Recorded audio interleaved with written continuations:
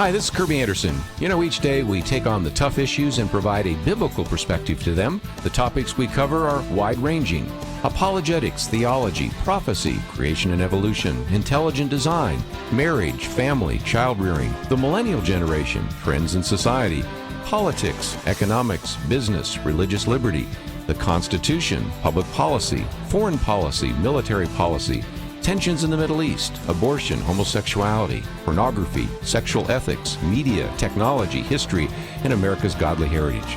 We talk about anything that affects your faith, your family, or your freedom. So don't go anywhere, because Point of View starts right now.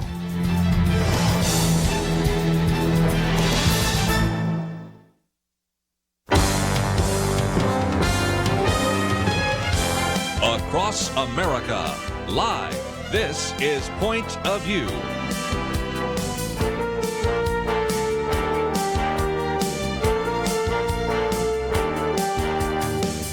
And now, Kerby Anderson. Thank you for joining for the Monday edition of Point of View. This is just going to be a great opportunity for you to hear on a number of different topics over the next couple of hours. First of all, we're going to focus some time and attention on the pandemic and COVID-19. And even in the state of Texas right now, we have about 200,000 cases overall and about 2,666 deaths from COVID-19. And this is the first article I want to get to in just a minute. Once lauded for its COVID-19 response, Texas now grapples with one of the country's worst outbreaks. So we'll talk about that. Whether you live in the state of Texas or not, it's almost immaterial, because now a lot of attention nationwide is being focused here and on the governor. So we'll talk about that. This is a piece I'm going to read from the Houston Chronicle, which I thought did a pretty good job of kind of giving us a little bit of a timeline. How did we get here, and what happened, and what can we learn from that? So we'll talk about that. I might just mention a little bit later, we'll get into a couple of the articles I've posted. One, campus culture seizes the streets. As we've said before, an article of faith has always been that the ideas in the classroom make their way into society. Sometimes people have even attributed that quote to Abraham Lincoln, whether he ever said the philosophy of the classroom in one generation is the philosophy of the government in the next. Whether he said it or not, it's true. And it is certainly true out on the streets right now. So there's a very good piece that I've posted there. Then when you start talking about defunding the police, and you begin to reduce the number of people on the police force, and you reduce the number of people that are plainclothes officers out on the streets, what happens? Well, I think we know the answer to that. And that's a piece by Kevin McCullough, who's been on the program with us before. 6 weeks, 6 cities, 600 murders. It's just unbelievable that we will be talking about that. I'll get into a couple of other issues. There was a great speech, apparently, by the president at Mount Rushmore. I did not hear it, and I've only read bits and pieces of it, but everybody from the Wall Street Journal, New York Times, well, not the New York Times, they're actually very critical of it, Wall Street Journal, and even Eric Metaxas have said that. But back to the point I was going to make just a minute ago, I kind of jumped ahead. Whether you look at the Los Angeles Times, the New York Times, Associated Press, the Washington Post, they're all very critical of it, which maybe tells you how good it might have been. I don't know. Some people think it may be the best speech that the president has ever given. But we'll see, and we'll take some time there. If you want to kind of stay with us for the next hour, one of the very interesting interviews that I'm going to have a chance to do at about 1:15, we'll do some news around the country, and then we're going to talk about this book, Once a Shooter. T.J. Stevens, who at that time, his name was James Stevens, went into a school in Virginia with a high-powered rifle, shot up the school, again, it's just amazing. He didn't kill anybody or himself, but that was his original plan. He's taken into custody. He goes to prison. He becomes a Christian. He's repented of that. He receives Christ as his Savior. He's miraculously paroled in the midst of all of this, and he just goes to try to hide. And he's changed his name 5 different times, and finally it's kind of like God got his attention and said, you know what? You have a story to tell, and I really want you to tell it. And so maybe you've seen him at I Am Second or a variety of other venues, but his book is out, Once a Shooter, Redemption of a High School Gunman. And if you want to understand what's in the heads and minds of some of these shooters in schools, he'll give you a pretty good look at the darkness that leads them to such horrific acts. So we're going to spend some time talking with him. And then If we're not controversial enough, at 2 o'clock, Abigail Shrier will be with us. Irreversible Damage, the Transgender Craze, Seducing Our Daughters. We've gone from a point where gender dysphoria, I think at one time it was called gender identity dysphoria, was a fraction of percent. Now it's almost seemingly going off the charts. And so she spends some time explaining how once you start saying, well, you might be trans, and if you feel that way, maybe you should act on it. Maybe you should begin to take hormones. And these parents, they don't know what they're doing. And the whole psychological community is going to reaffirm all those ideas. So we're going to get into that conversation as well. So we've got lots to cover, and there are certainly lots of things in the news, and all through the week we'll cover different topics. But I just thought, since we had this opportunity to hear from a couple of these experts, one, his personal expert as a shooter, the other as an expert looking at this whole issue, transgender, those will be some topics in the future. But let's get to this right now. 200,000 cases in Texas, 2,666 deaths so far. And the article said that in Houston, the largest medical campus in the world has now exceeded its base intensive care capacity. If you go to the Rio Grande Valley, elected officials pleaded last week for military intervention to avoid what they called a humanitarian crisis. And, of course, in several major cities in Texas, testing sites are becoming overrun. I've seen some pictures with these cars just weaving their way through a parking lot just so they can simply get a confirmed test. And if you want to put that in perspective, 8 weeks ago, the White House was lauding Texas as a model for containing the COVID-19 pandemic. Now you have, of course, the governor, Greg Abbott, his plan to, in a sense, open up and reopen the economy is kind of unraveled. And so now there has been a step back. One professor of epidemiology at Harvard's School of Public Health said there's a point at which you say, hang on a sec, we're staying where we are and are probably taking a step back to understand the scale of the problem here.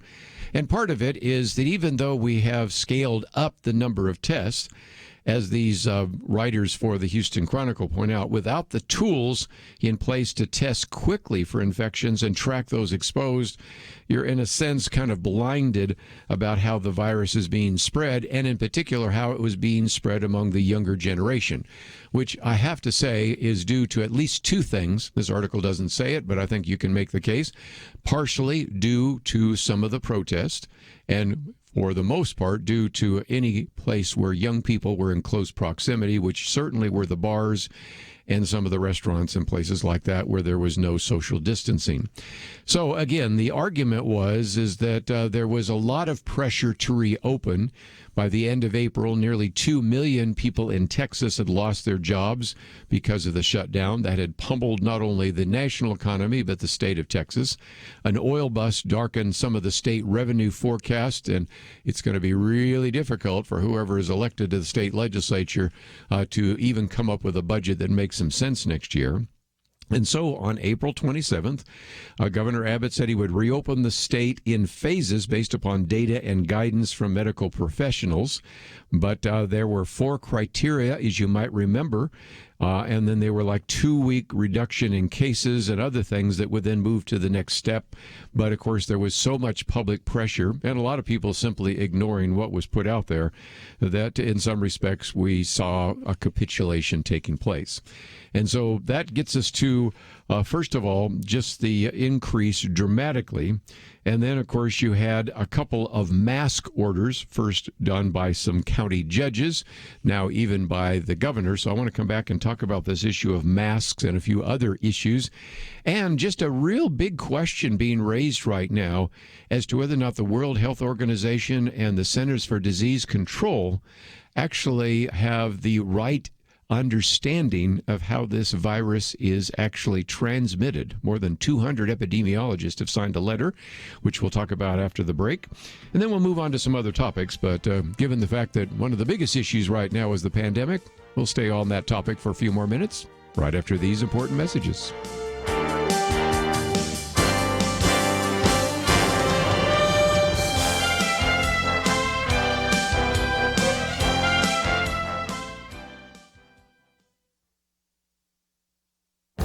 This is Viewpoints with Kerby Anderson. Proponents of expanding mail-in balloting argue that most of the concerns being raised are hypothetical and might not even take place. Well, now we have an example out of New Jersey that is so significant that nearly 1 in 5 ballots had to be rejected as fraudulent. Paterson is the third largest city in New Jersey. In the city council election, 16,000 vote-by-mail ballots were received, but only 13,000 votes were counted. More than 3,000 votes were disqualified by the Board of Elections. Some groups, like the NAACP, even called for the entire election to be disqualified. Over 800 ballots were invalidated for appearing in mailboxes improperly bundled. Another 2,300 were disqualified because the signatures on them did not match the signatures on the voter records. And there are stories of people who discover they supposedly had voted and said they never received a ballot and did not vote. Individuals who study elections have long concluded that voting by mail accounts for the most common type of voter fraud. The example from Paterson, New Jersey illustrates that so well.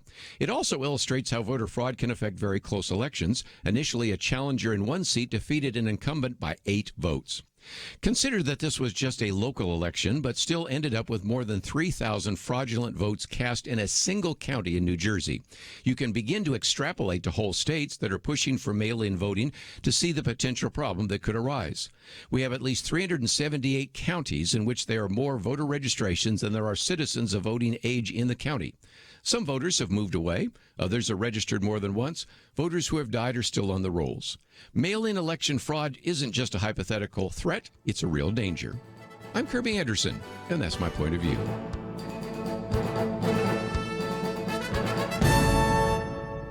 For more information about issues covered on Viewpoints, visit pointofview.net. Pointofview.net.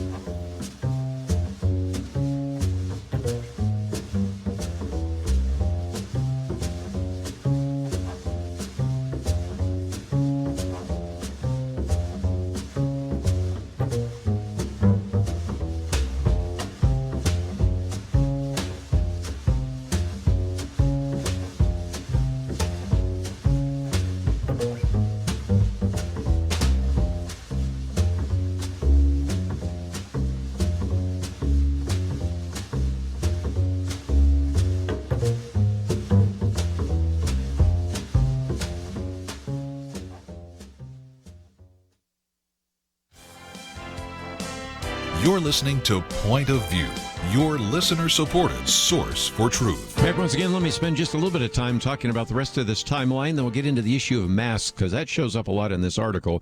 But again, just to take you back, April 27th is when the governor, Greg Abbott, began to open up the economy.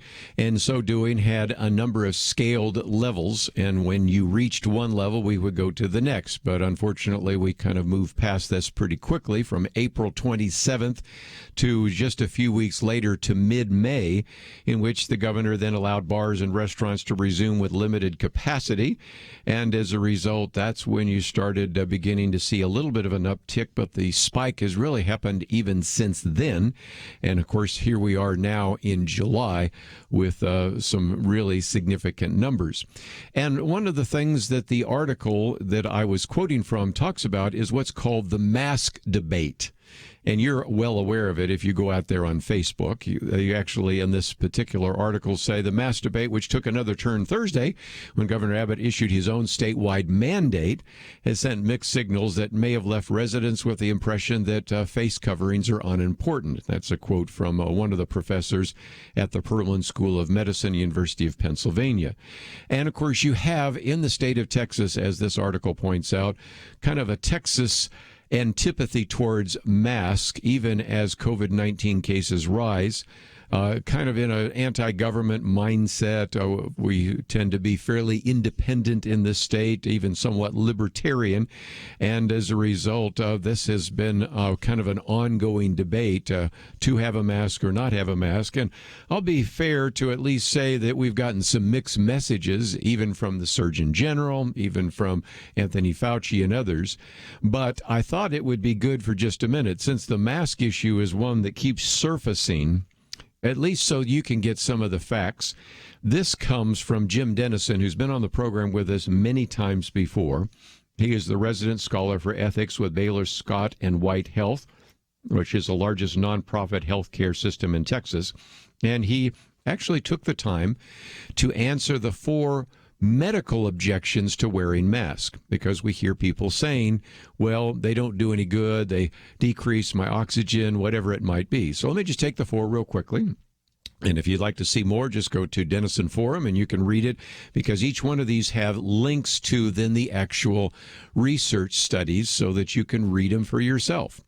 First, he says, some claim that masks decrease oxygen levels and increase carbon dioxide levels for those who wear them. And he says Dr. Russell Burr, a pulmonary and critical care physician at UCLA Health, disagrees. He explains that gas molecules are much smaller than the pores in the material, meaning that the mask does not keep oxygen or carbon dioxide from moving through it. Medical professionals, if you think about it, wear these masks hours a day, and nobody's fainted from that. So yes, it does heat up the maybe oxygen or carbon dioxide that's around your mouth, but that's about it. Second objection is the claim that masks increase our risk to viruses by triggering dormant retroviruses in the body, which then take advantage of our immune systems. But again, Dr. Bruce Polsky, chairman of medicine at New York University Winthrop Hospital, says that humans do not typically have such retroviruses, and wearing masks does not compromise our health.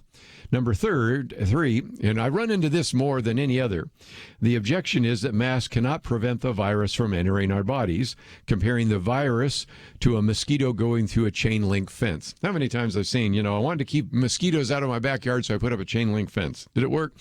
Well, there's the difference here. Masks are not designed to stop the virus from entering a person's respiratory system, but keep you from spreading it to another. But let's also acknowledge that it does provide some limited protection, because the virus isn't just floating around there. I was talking to a biochemist the other day, and he was talking about the virus has to be in some aqueous solution. That's going to be, and I'm going to talk about that in a minute, with aerosols and things like that. And those, of course, when they land on a whatever it may be, it could be an actual mask or a face shield, whatever it might be, that does prevent you getting it there, because there is, of course, a virus which is very small, and even the holes that we talked about in any kind of mask are going to be larger, but it has to be in some kind of aquatic medium for it to even be surviving. Anyway, fourth claim is the effectiveness of masks have not been studied, which I think is one that really cracks me up, because if you've paid any attention at all to the literature, there is article after article in Lancet, New England Journal of Medicine, Journal of American Medical Association, but let me just give you a couple here. Lancet, which is the medical journal of record for the UK, found that masks and social distancing are effective in controlling the spread of the virus, and there's a link to that. A study published by the New England Journal of Medicine, which is a very prestigious journal here in the United States, reported that a person generated hundreds of droplets by speaking, but almost all of those were blocked when a mouth was covered just even with something like a washcloth. So that is the case. They even had one simulation, which is kind of intriguing, where a person without a mask then speaking found that, especially if you cough, you can send those droplets 12 feet out. And so, but again, the distance was reduced to 2.5 inches by wearing a cloth mask. So you can see that by wearing it, you're at least keeping other people safe, and you're keeping yourself safe. But let me also acknowledge that there is a big controversy right now in the medical profession. This article here, scientists say that the World Health Organization ignores the risk that coronavirus floats in air as an aerosol. And this is a very interesting posted article and signed letter by 239 researchers from 32 different countries. As the theory has been this: World Health Organization and the U.S. Centers for Disease Control and Prevention say there's really only 2 types of transmission. One is inhaling respiratory droplets from an infected person in your immediate vicinity. So if you're 6 feet away and you're wearing a mask, you're really safe. Or less common, touching a contaminated surface and then your eyes, nose, or mouth. And that's becoming less significant because of some additional studies that have been done showing that that isn't a primary, but could be a slight secondary way. But now these scientists are now saying that some of these multiple studies demonstrate that particles known as aerosols, those would be very microscopic versions of these droplets, do tend to hang in the air a little bit longer, which means, again, if you're in a poorly vented room or you're in a bus or a confined space, even when you're 6 feet away, that could be a potential. So that's kind of the intramural debate right now with the doctors, but even those individuals acknowledge that, you know, if you practice social distancing, you try not to touch your face too often, you wash your hands, you wear a mask, you're pretty safe. And if you want to be even more safe, well, of course, that's what they do in hospitals. They have face shields and they have gloves and all sorts of other things. But we're starting to recognize that secondary contact through surfaces probably not as significant as originally feared. And that's what we know so far. Let's take a break. When we come back, thought I'd just mention real quickly the speech by the president at Mount Rushmore. Won't spend a lot of time on that, and then get into a couple of the articles we've posted. And before this next hour is up, we'll see if we can give you an update on where we are on the matching fund, because as you might remember, we had a matching fund that was available for at least some till the end of our fiscal year, which is June 30th. But we were fortunate that, and I'm so glad that he did this, Foster Freeze, when he said, I'll put a match up of $50,000. At first he said end of the fiscal year, but then moved it to July 15th. Which, by the way, is tax day. I've been working on my taxes all weekend, so if you haven't paid your taxes, maybe you already have taken care of that. I am going to have to pay, that's for sure, and have worked all those out. So again, between now and the 15th, we want to finish that one off. We'll give you an update. We're doing pretty well, but there's still room for you. And if you've always thought about supporting this ministry, we still have a dollar-for-dollar match on the table, which is pretty amazing. So again, if you would like to make a gift of $50, it then becomes $100, and it really does free that up, because we have to report to our two individuals that indeed we were able to make the match. We made one $50,000 match. We're trying to finish off the other $50,000 match, and that's where we are right now. So if you can help us out, that would be greatly appreciated. And if you would like to see some of these articles we've talked about here, we have posted them on the website. My Viewpoints commentary today is on mail-in fraud, and I may come back to this a little bit later, but, you know, one of the arguments that is always used against people that say, I'm a little concerned about mail-in balloting, is, well, these are just hypothetical. Doesn't really happen. Well, I give you a great example from the third largest city in New Jersey. Just had an election in which they threw out one out of every, was it 5? Yeah, ballots, simply because they were fraudulent. The amount of fraudulent mail-in balloting in that election was horrific. And it's just a good example of what could happen in the fall. And we've already seen it now happen. So don't tell me it's hypothetical anymore. We have a controversy right now in Paterson, New Jersey, where even the NAACP says, I think we just need to throw out this election and start all over again because of such a disaster was created by these mail-in ballots. Let's take a break, though. We have a lot more to talk about, and we will do so right after this.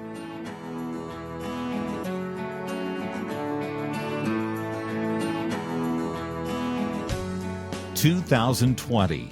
It's been a pretty eventful year. We've experienced international tensions over the coronavirus and lockdowns, economic uncertainties, cities overrun by protests, rioting, and looters, and coming soon, a presidential election. Question: where will you get real news, credible opinion, clear biblical thinking on the things that matter most? Answer: Point of View Radio with Kerby Anderson and the team. You can make sure their voices continue speaking loud and clear by taking a moment right now and joining the Truth Team. It is easy, but you do have to visit our website or make a quick call. Go to pointofview.net/team or call 800-347-5151. You have the power to make a difference. Joining the Truth Team can help ensure that millions of people will get a different opinion from the major purveyors of fake news. We don't get big advertising dollars like the networks or tax money like PBS. We depend on you. Pointofview.net/team. and 800-347-5151. Point of View will continue after this.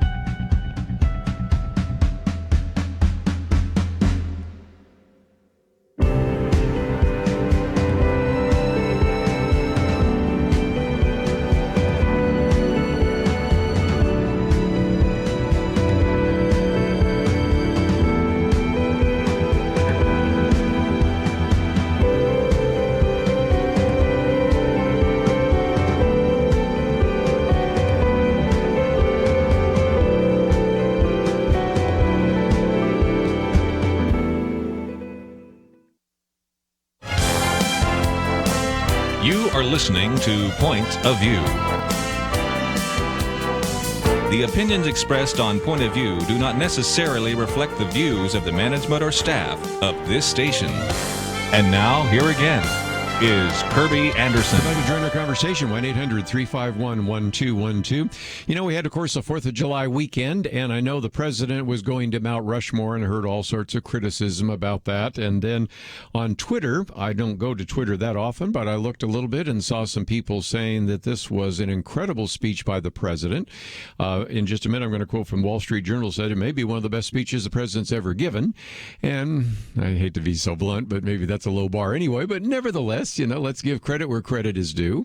And I had Eric Metaxas saying it was such a great speech. I wish it could be read in public schools. I'm sure that will not happen, but nevertheless, I saw a number of people that really liked it. And so I went and glanced at it briefly and said, it really did have some themes that would remind you of maybe a Ronald Reagan speech or others. But nevertheless, the Wall Street Journal quotes from the Los Angeles Times, New York Times, Associated Press, Washington Post, they all just trashed it, of course, as you might imagine.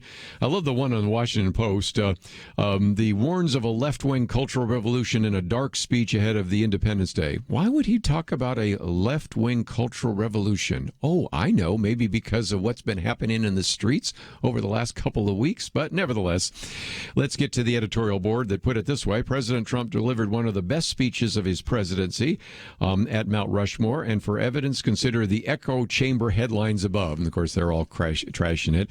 And then they say dark.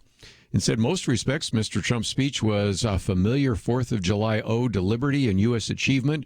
One of the quotes from this speech is, no nation has done more to advance the human condition than the United States of America, and no people have done more to promote human progress than the citizens of our great nation.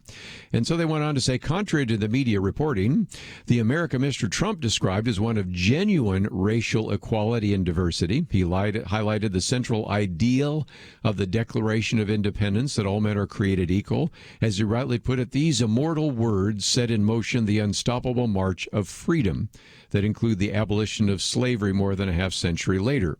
And they go on to say Frederick Douglass and Martin Luther King Jr. also believe this to be true, and Mr. Trump cited them both as he did other American notables, black and white, historic and more recent.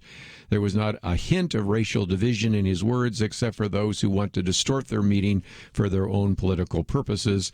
In either time, this paean to American exceptionalism would have been unexceptional.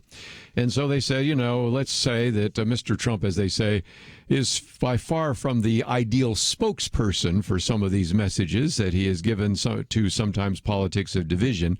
But he said the liberal elites have created this opening for him by failing to stand up against the radicals who are using the justified anger at their killing of George Floyd as a cudgel to hijack America's liberal institutions and impose a more intolerant political view on everyone else. One of the people that was mentioned by Donald Trump, by President Trump, was a man by the name of Frederick Douglass.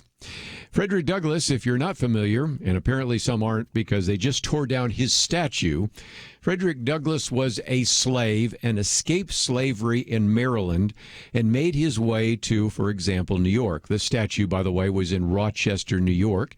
And here we have these postings. A Frederick Douglass statue in Maplewood Park was removed from its base overnight. Another one, the base of Frederick Douglass statue torn down overnight here in Maplewood Park, bits of the statue scattered around the area. They're talking about trying to put it back together, but here we have not a slave owner, but a slave, not a white supremacist, but a black abolitionist who was completely destroyed as a statue. And it's very reminiscent of what, of course, happened in Pennsylvania, where they also took down the statue of Matthias Baldwin, an abolitionist, and had spray-painted murderer, colonizer, and ACAB, which all cops are, and you can figure out what the B stands for. So, nevertheless, this is the kind of complete historical illiteracy that's going on there, and it isn't even making any pretense now of trying to suggest that we're only trying to remove those individuals who have engaged in some kind of heinous crime in the past, but we're going to tear down any statue at any time for any reason, and that is exactly what happened to, sadly, the statue of Frederick Douglass.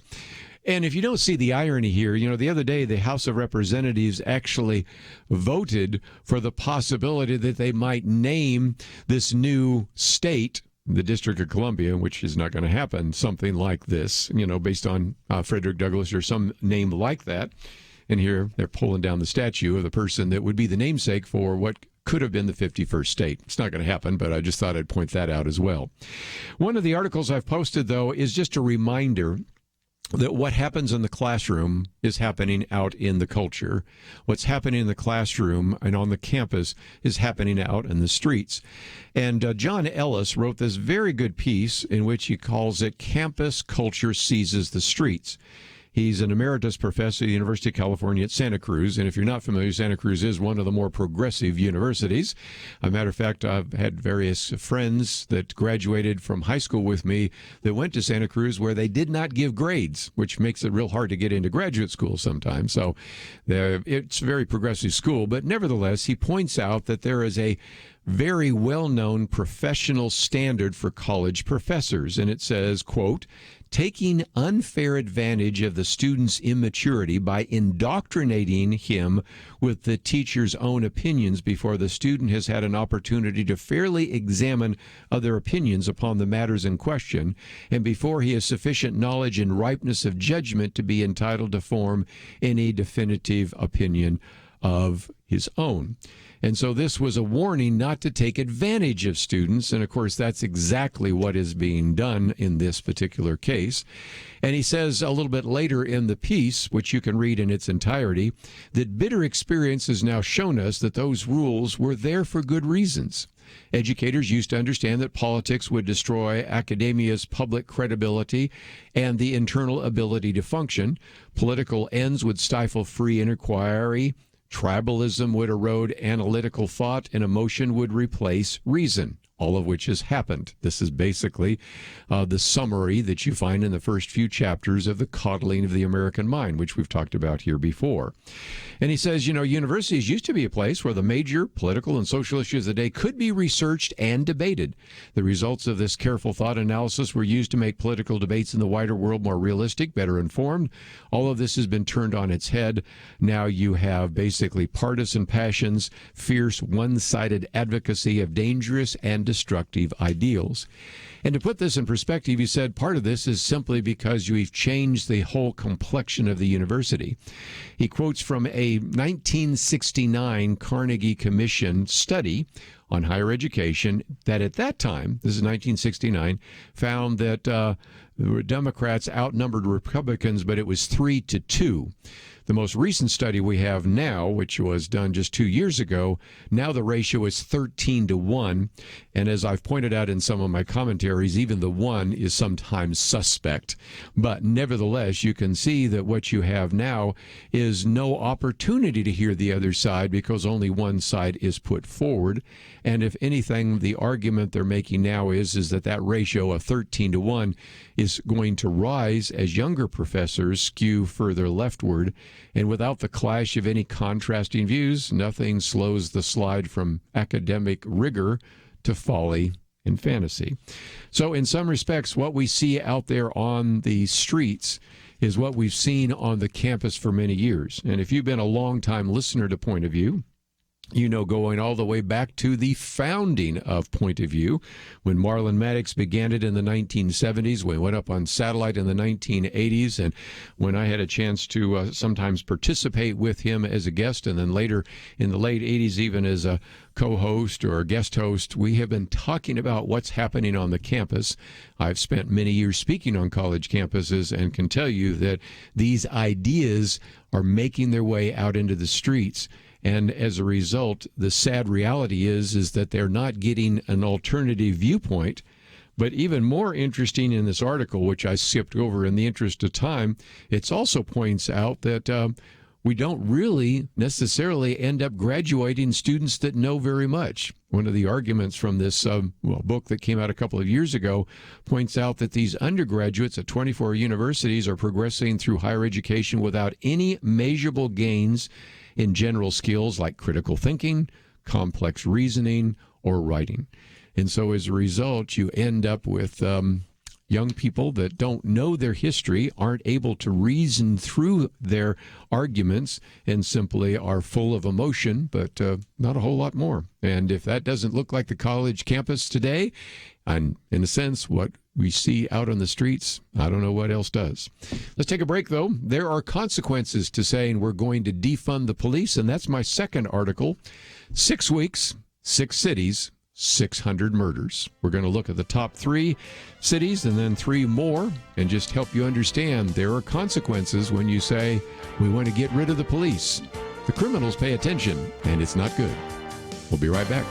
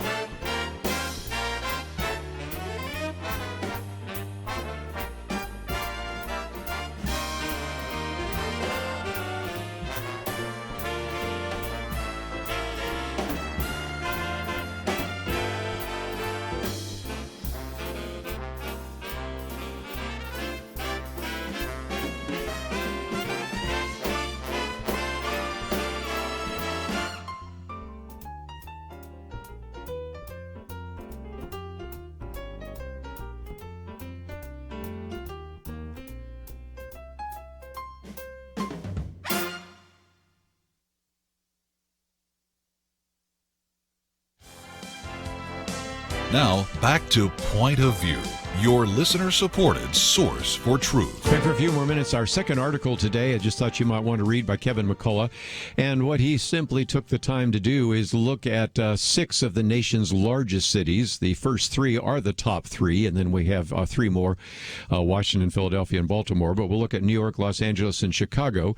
They all have something in common. Of course, we talked about this the other day. They're all basically run by Democrats. And in some respects, the police chief in some places are either African-American or Hispanic or whatever. But the point is, once you start down this road of hashtag defund the police, you can see what has happened. So let's go to a couple here. Kevin McCullough is using this to sort of argue, if you're in these cities, why are you still voting in Democrats? Because it doesn't seem to be working.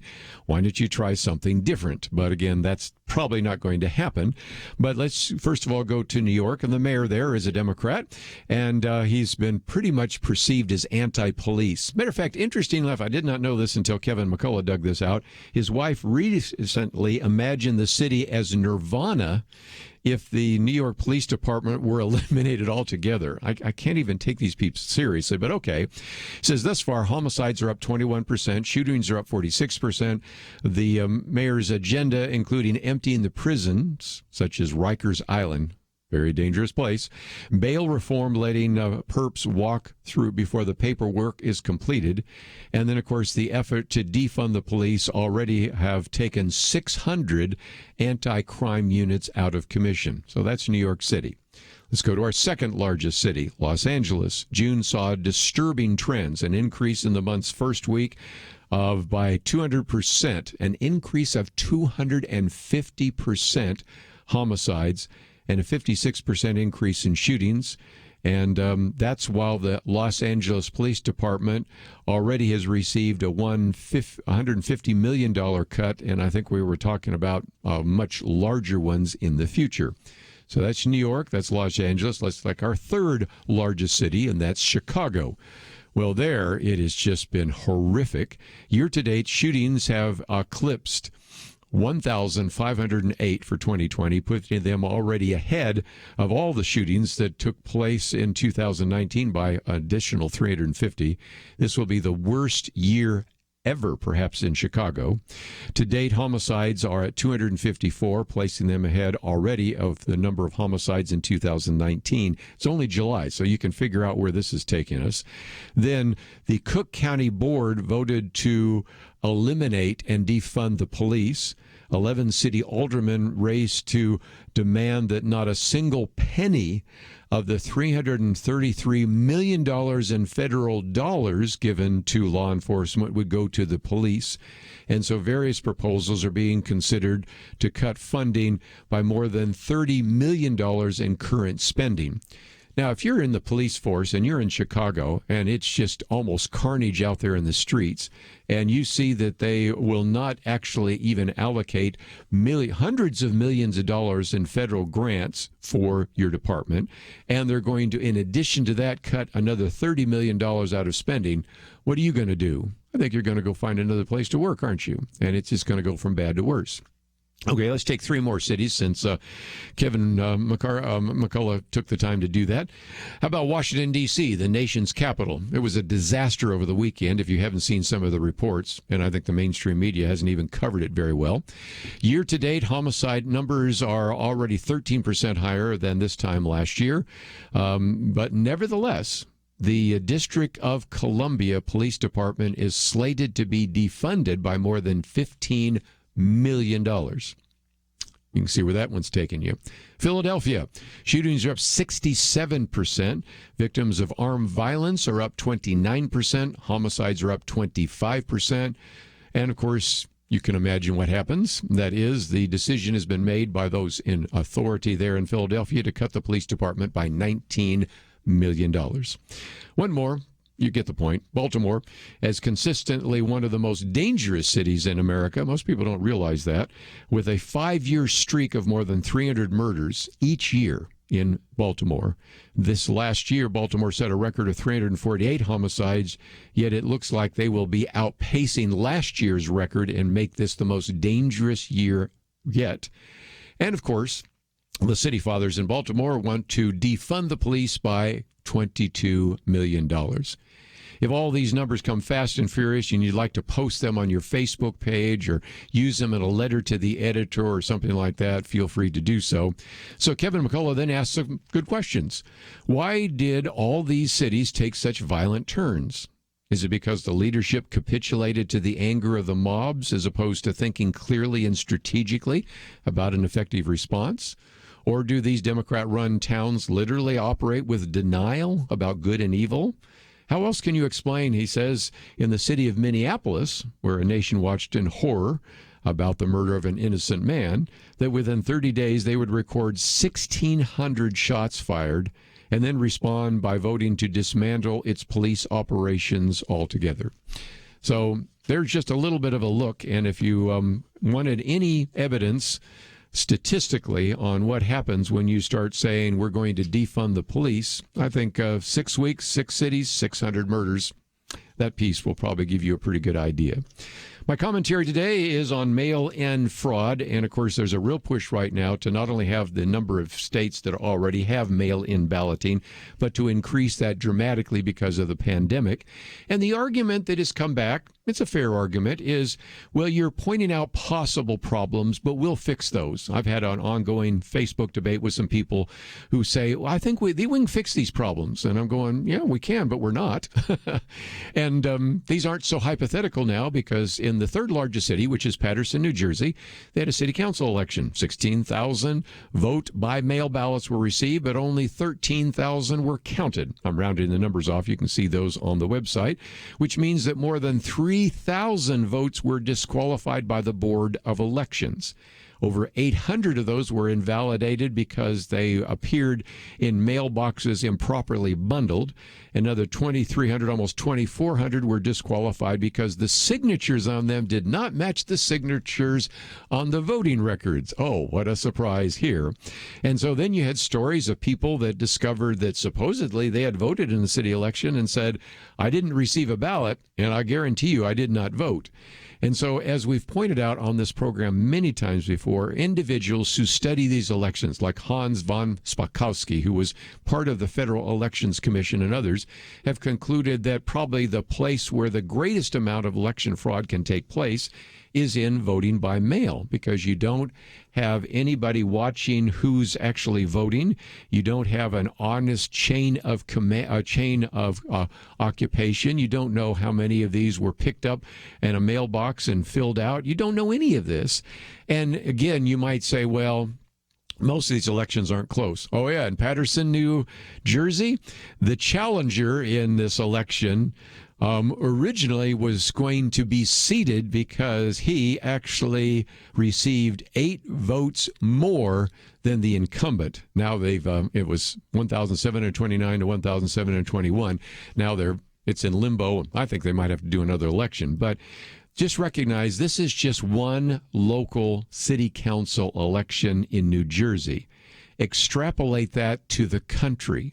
We have at least 378 counties in which there are more voter registrations than there are citizens of voting age in that county, which means if you mail out a ballot, there are going to be more ballots out there than there are people that could vote.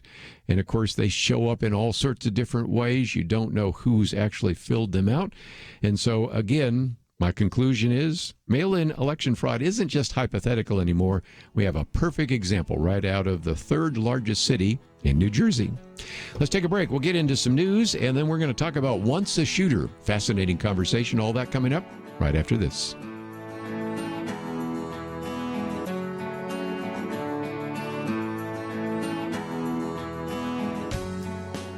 Having civil conversations about important issues seems to be harder and harder. Various media outlets tell people what they should believe, why they should be outraged, and getting people to actually think, well, it can be difficult.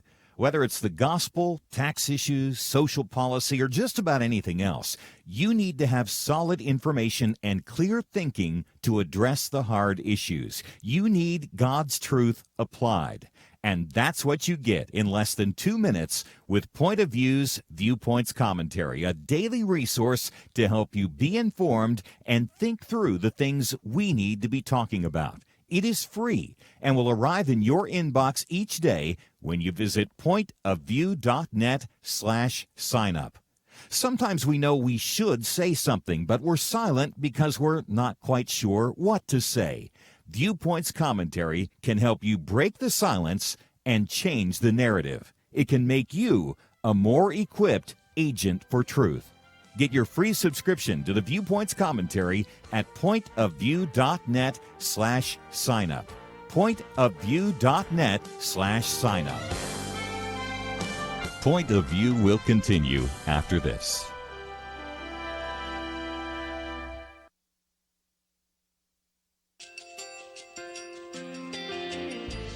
I just want to thank you so much for all the wonderful programming you have. You're just absolutely fantastic.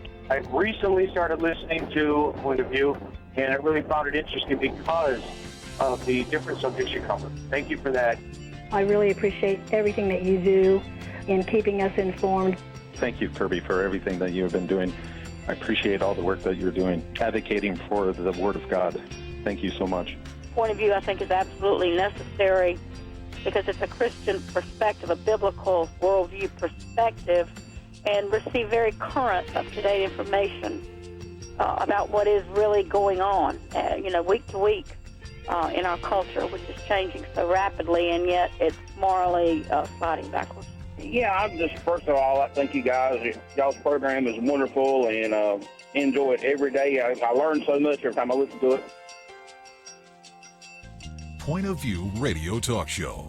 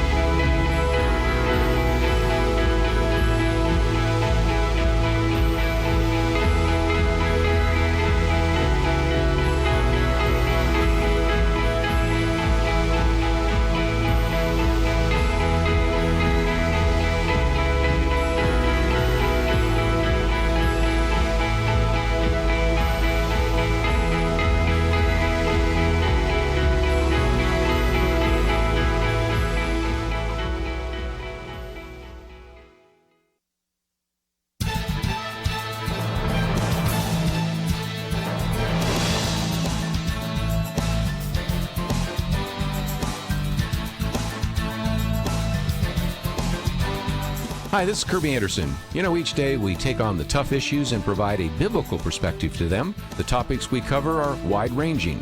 Apologetics, theology, prophecy, creation and evolution, intelligent design, marriage, family, child-rearing, the millennial generation, trends in society, politics, economics, business, religious liberty, the Constitution, public policy, foreign policy, military policy, tensions in the Middle East, abortion, homosexuality, pornography, sexual ethics, media, technology, history, and America's godly heritage. We talk about anything that affects your faith, your family, or your freedom. So don't go anywhere, because Point of View starts right now.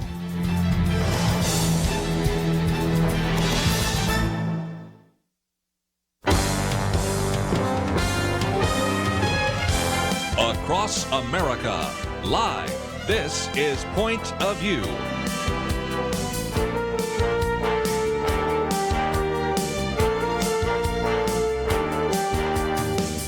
And now, Kerby Anderson. Thank you for joining me today for the Monday edition of Point of View. I hope you had a great 4th of July weekend, but as many people were concerned, there may be a continued spike in the number of cases and perhaps even deaths. If you look at the number of cases, 2.9 million, the top 5 states, New York, California, Florida, Texas, and New Jersey. The ratio changes a little bit when you talk about deaths because New York and New Jersey have the highest number, about 132,000 deaths, and some real concern about the fact that we had a lockdown, then a reopening, and some are talking about another lockdown, which I don't think is going to happen. I don't think the American people will put up with it, but at the same time, you need to exercise whatever caution you might be able to do so that you are not one of those individuals that we talk about statistically in the future. Got a lot to cover over the next couple of hours. First of all, the president gave what many people think one of the best speeches of his life in front of Mount Rushmore, and so we'll talk about that in just a minute briefly. And then at the next break, we're going to be talking with T.J. Stevens. That's his name now. He was a shooter. You've always wondered what is going through the minds and what kind of negative and dark influences causes an individual to go into a school with a gun. Well, he's one of those individuals that went into a school, a secondary school in Virginia's Lake Braddock area, and held 10 people hostage, fired a lot of rounds, but did not kill anyone or himself due to some incredible circumstances. Went, of course, to prison, as you might imagine, became a Christian, and as a result has changed his name 5 times because he just wanted to put his past behind him. And it's just like God one day said, you have something to share and you need to share it. So you may have seen him on maybe a I Am Second video or some other interviews, but his new book out, Once a Shooter, Redemption of a High School Gunman, is certainly helping us to understand a little bit of what goes through the minds of somebody who goes into a school to shoot somebody up. So I think you're going to appreciate that. Again, it's a story of redemption, and I think we're going to probably learn a great deal in that conversation with him for the rest of that hour. So those are some issues on the table. Let me mention that some of the articles I've posted here today, Campus Culture Seizes the Streets, and it's a piece by John Ellis, who was a professor at the University of California at Santa Cruz, in which he points out that we are supposed to have professional standards among professors, not trying to indoctrinate the students. Well, those got thrown out a long time ago, and so today, a university that used to be a place where you could have a honest and robust debate about the issues is now just indoctrinating students. And as a result, the other alternative ideas aren't even given a chance. And everything is focused on tribalism and emotion. And, of course, what we've seen happening on the campus is now happening out in the street. So that's one of the articles. And if you've always wondered what happens when you decide to defund the police, well, I've posted a second article here, and this one's by Kevin McCullough, 6 weeks, 6 cities, 600 murders. It looks at 6 cities, 3 of the largest, and all 6 are the largest cities, but the top 3, New York, Los Angeles, Chicago, add to it Washington, Philadelphia, Baltimore. And if you wanted a 7th, well, we can add Minneapolis. And you know exactly what's happened. In each particular case, the murder rate, the homicide rate, violent crime rate is up. And every one of those that he talks about has decided to defund the police, either reduce the funding or try to completely defund it. And that's what you get when you have those kinds of policies being implemented. So that's another article for you to read. And there's lots of facts and figures and statistics you might want to use in a Facebook post or a letter to the editor or to your member of Congress or something like that. But let me get to this real quickly. I was noticing over the weekend a number of people posting positive comments about the president's speech in front of Mount Rushmore. I also was well aware that as they start out here in the Wall Street Journal, very critical headlines from Los Angeles Times, New York Times, Associated Press, Washington Post. And so they begin by saying President Trump delivered one of the best speeches of his presidency at Mount Rushmore. And for evidence, consider the echo chamber headlines above, because they're all very negative. And one of those, the Washington Post called it a dark speech. And they said, dark? In most respects, Mr. Trump's speech was a familiar 4th of July ode to liberty and U.S. achievement that any president might have delivered in front of an American landmark. Matter of fact, one of the quotes from the speech, President Trump said, "No nation has done more to advance the human condition than the United States of America, and no people have done more to promote human progress than the citizens of our great nation." He quotes, of course, in the speech from Martin Luther King Jr.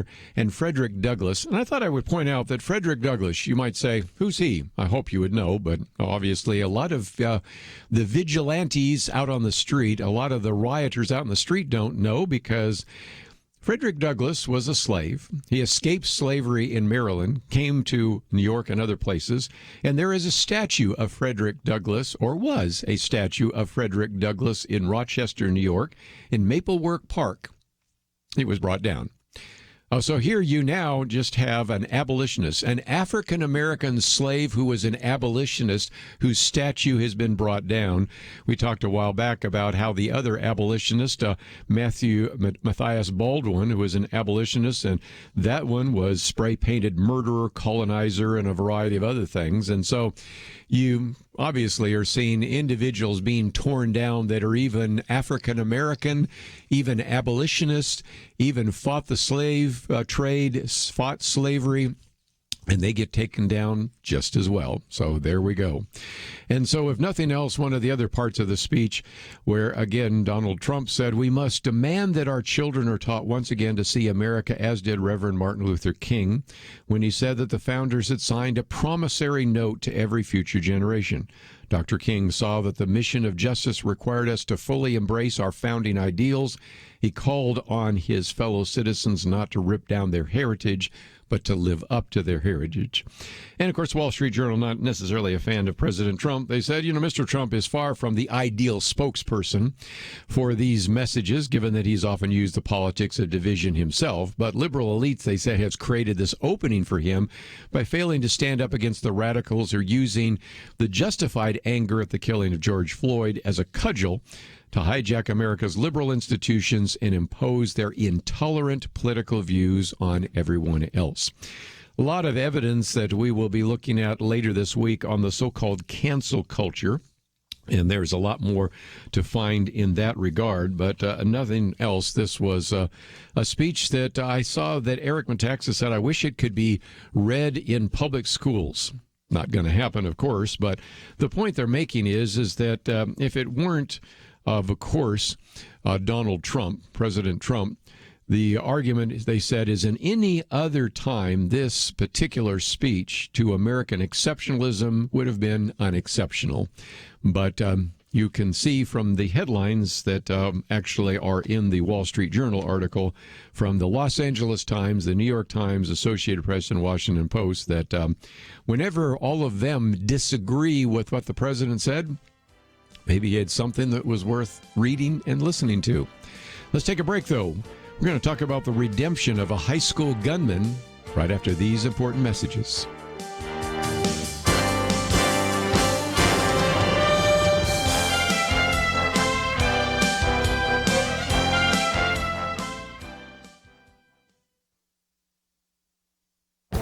This is Viewpoints with Kerby Anderson.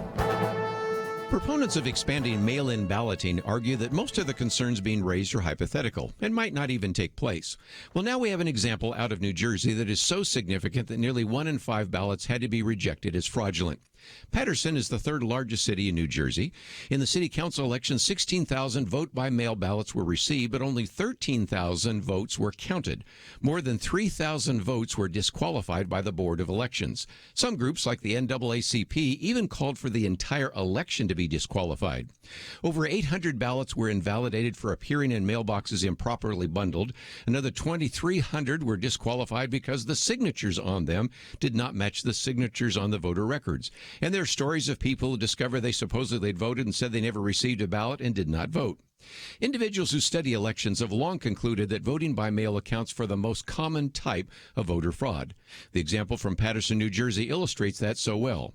It also illustrates how voter fraud can affect very close elections. Initially, a challenger in one seat defeated an incumbent by 8 votes.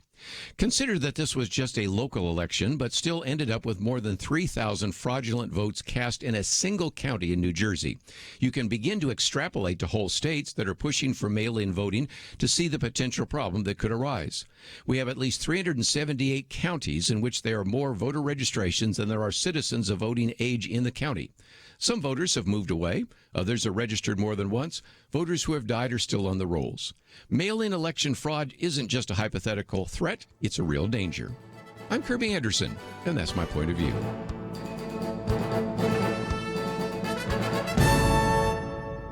For more information about issues covered on Viewpoints, visit pointofview.net. Pointofview.net.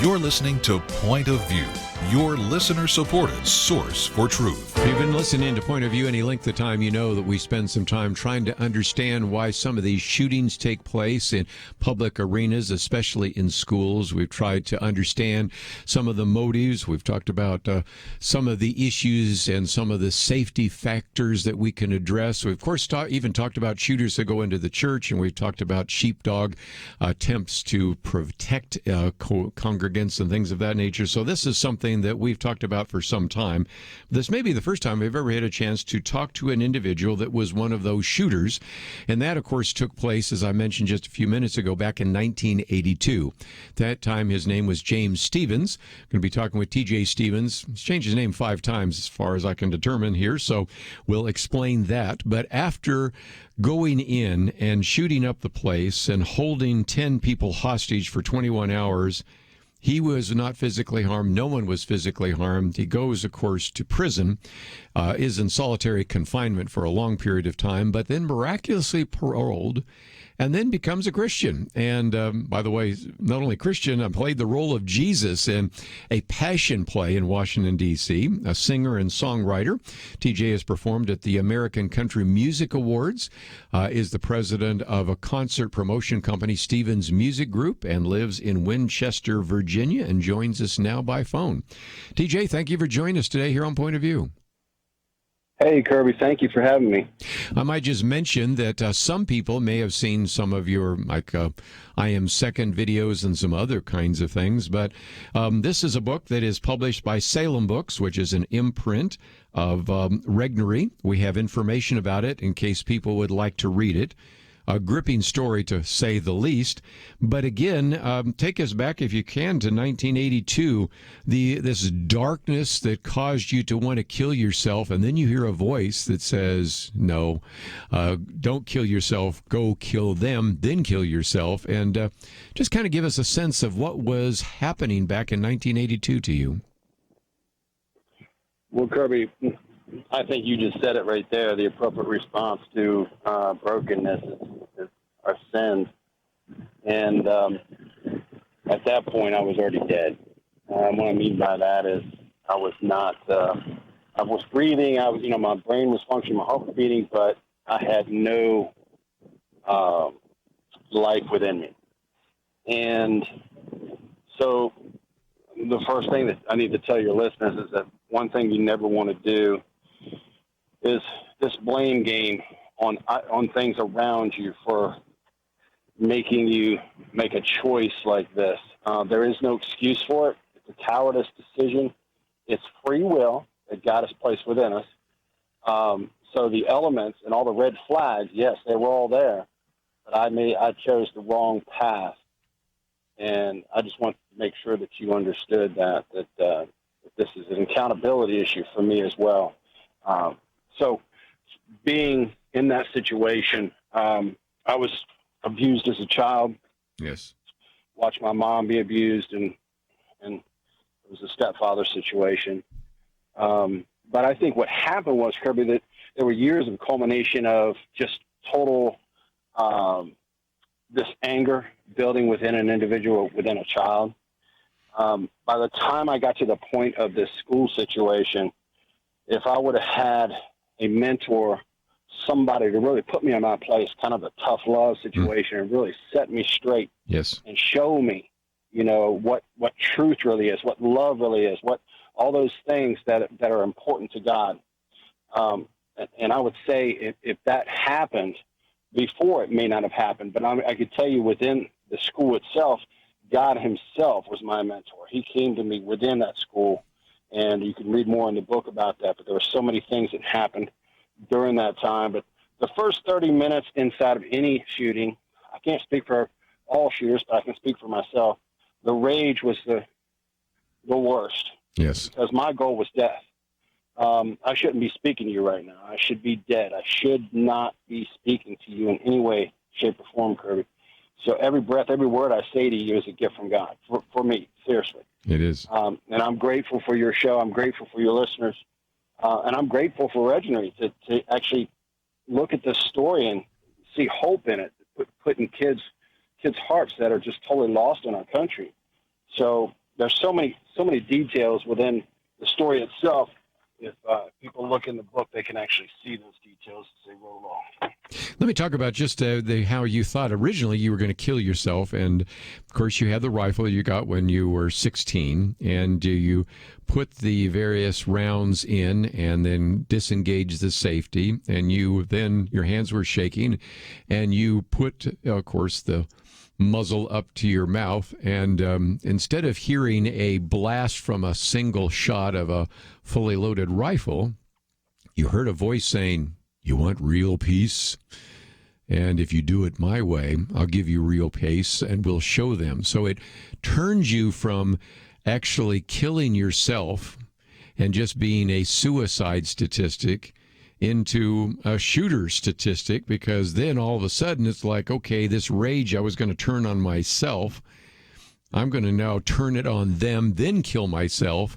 And even at the last, when you finally throw down your rifle with the SWAT team, you dove for it, again, probably thinking suicide by cop. But talk us through that, because it's this voice that in some respects kept you from killing yourself initially.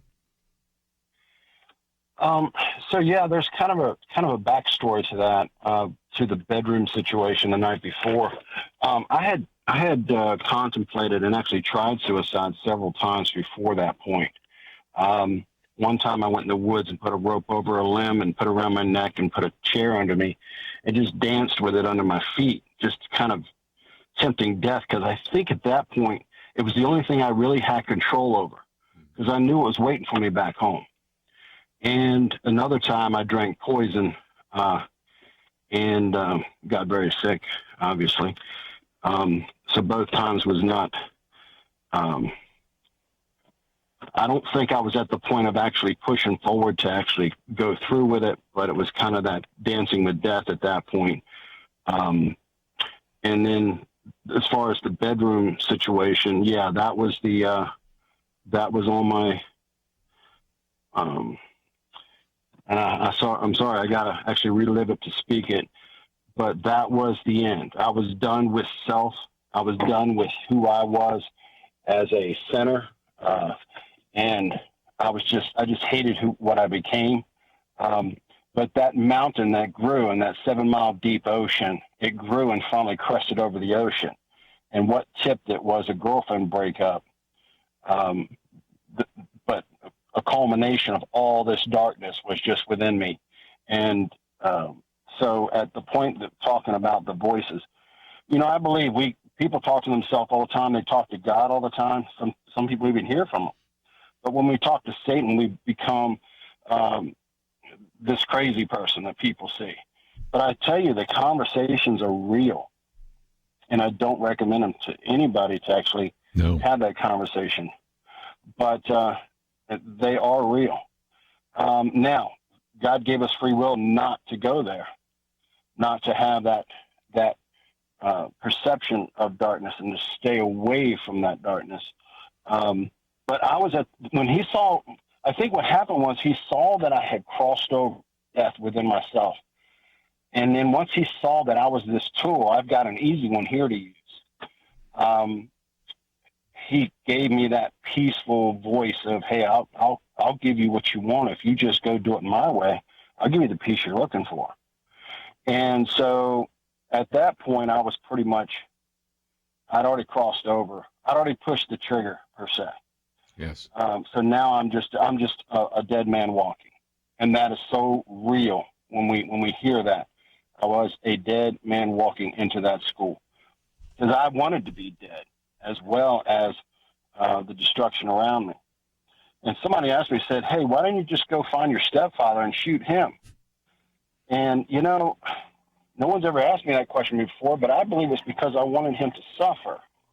I wanted him to lose his job. I wanted him to lose all credibility. I wanted him to go through the same pain I've been through for years. And, I'm just understand at 55 years of age, I look back and see all this pain within me. So when we were actually in the school, it was when I started shooting, when I walked in that school, it was a rage that I cannot define. Yes. Other than, yeah. Yeah, go ahead. I was going to say, we have one of those mandatory breaks, and I want to talk about what happened when you came into the school and breaking the glass, but then, again, how you were going to kill yourself, and if it wasn't for a teacher that said, wait a minute, you're just a confused young kid, I want to talk about that too. But we need to take one of those mandatory breaks, and when we come back, we'll continue our conversation with J.T. Stevens, the author of the book, Once a Shooter, Redemption of a High School Gunman. Trying to understand a little bit more about these shootings. We'll be back right after this. 2020. It's been a pretty eventful year. We've experienced international tensions over the coronavirus and lockdowns, economic uncertainties, cities overrun by protests, rioting, and looters, and coming soon, a presidential election. Question: where will you get real news, credible opinion, clear biblical thinking on the things that matter most? Answer: Point of View Radio with Kerby Anderson and the team. You can make sure their voices continue speaking loud and clear by taking a moment right now and joining the Truth Team. It is easy, but you do have to visit our website or make a quick call. Go to pointofview.net/team or call 800-347-5151. You have the power to make a difference. Joining the Truth Team can help ensure that millions of people will get a different opinion from the major purveyors of fake news. We don't get big advertising dollars like the networks or tax money like PBS. We depend on you. Pointofview.net/team and 800-347-5151. Point of View will continue after this.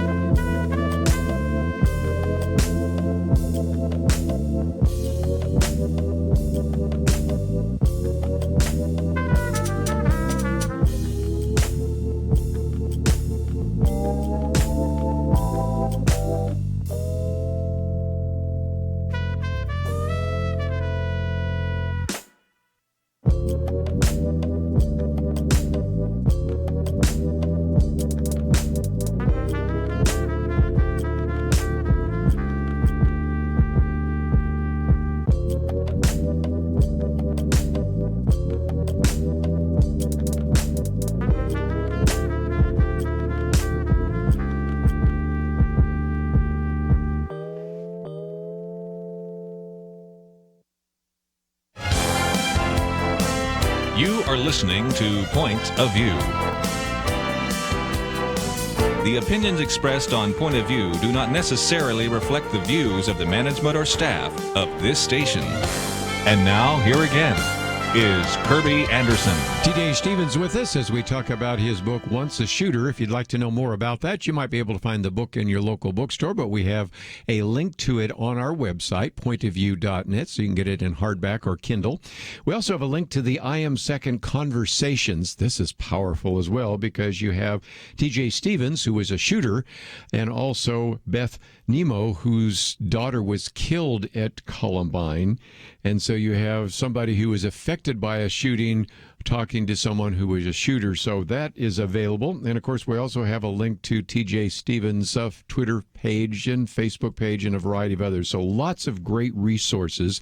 And you can find all of those at our website, pointofview.net. TJ, let's say we come back to the rage. You come in, you're shooting, you're breaking glass with the butt of the rifle. You eventually take various hostages. But, again, you were describing the rage that just seemingly overwhelmed you at that time. Please continue. Yeah, when that happened, Kerby, I was, like I said earlier, already dead, and my only goal was to create havoc and harm to others. And not knowing the entire time, in my worst of moments, that God was still pursuing me in that process. There was a battle going on beyond just the school, and a spiritual battle going on with my eternal soul. But so I get up to the first window and take the butt of the gun and smash it out and walk in there and start shooting. And all of a sudden, I found myself in a situation. There was a point of no return, and there were so many elements in this, Kerby, like walking through a minefield that should not have happened, but God made them happen, and that's why I'm talking to you today. But the details of what happened in that room that are in the book, up to the first day I was in that 21-hour ordeal. Yes. And I had 9 hostages in the room at that time. I finally, voice became many voices within me. And I'm sure the hostages at that point thought I was psychosis or psychotic at that point. And I dropped to my knees and I said, no more. Put the gun in my mouth in front of the hostages this time. And one of the hostages screamed out and fell to her knees, cried out, no, don't do this. You're just a confused kid. You don't have to do this. You haven't hurt anybody. And at that point, I jerked over and looked at her, and she had something piercing my right eye coming off of the light in the room. And it was a gold cross swaying from her neck as she rocked back and forth, pleading for my life. Yes. One of my captors pleading for my life. And at that point, everything changed. That was a pivotal moment within the whole situation. Everything changed in that room. My 100-foot waves became a golden pond. The madness became just peace within me. And it angered me because it confronted what was within me. It confronted my sin. And I screamed at this lady, and she left the room. I told her to get out. She left the room. And for the next 7 hours, I let people go every hour. But they could tell my demeanor changed. They could see there was a change that took place within me. There wasn't any prayer that was prayed. There wasn't any scriptures spoken. It was a moment that God reached down and allowed me to reach out for his hand and touch it. And I would say, if you know of a kid who's in this dark area, please get him this book. Place it in his hands. He's never going to find a darker person in a darker moment than one who's already conceded to death. They're out there, but not too many have been able to write a book and been able to try to help others through the grace of God. And that's what this all is, Kerby. This is the grace of God. Yes. Allowing me to be able to share the story with others. There's people hurting today. There's 137 children a day take their own life. I was just another statistic, Kirby, and I took it to the next level of evil. Yes. And God said, no, he's mine. I'm taking him back. You see, the goal is not only to save the hostages and the victims, the goal is to save the shooter. Right. You know, because God loves the most evil of us. But he also loves seeing us turn towards him for truth and answers that we can't figure out. And that's in the Word of God. That's the weapon of choice that I use today to reach the world, to reach lost children, to reach one person. It's the Word of God. It's that simple. His grace is sufficient for all of us, even someone as pathetically evil as I was, now a new creation in Christ. And the fruits that have come from my life is not my doing, but all his. And he gets all the glory in everything. Until I take my last breath, I will proclaim him as Lord of Lords and King of Kings in my life. So good. So good.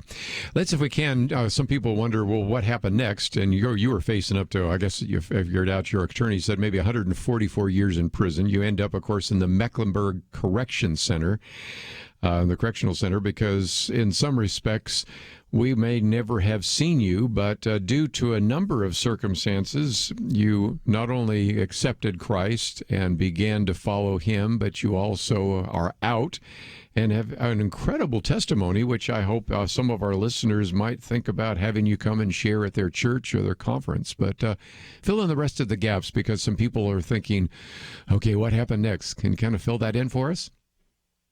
Sure. So, yeah, I was facing 144 years, and I was kind of in that self-deprecation mode of, no, I want the death penalty. They said, we can't give you the death penalty. You didn't hurt anybody. So the process went through. I ended up getting like 26 years, and the miracles began even not just in the school, but they began in the prison as well, because about 2 years in my sentence, I got down on my knees and I looked through a slit in the window in the top of my cell, and it was about 1 a.m, and I just vomited my sins to God, cried out in this 18th century prison in Mecklenburg, Virginia, cried out to God. I said, I've shown the world what I can do with this life. Now you take it and show the world what you can do with it.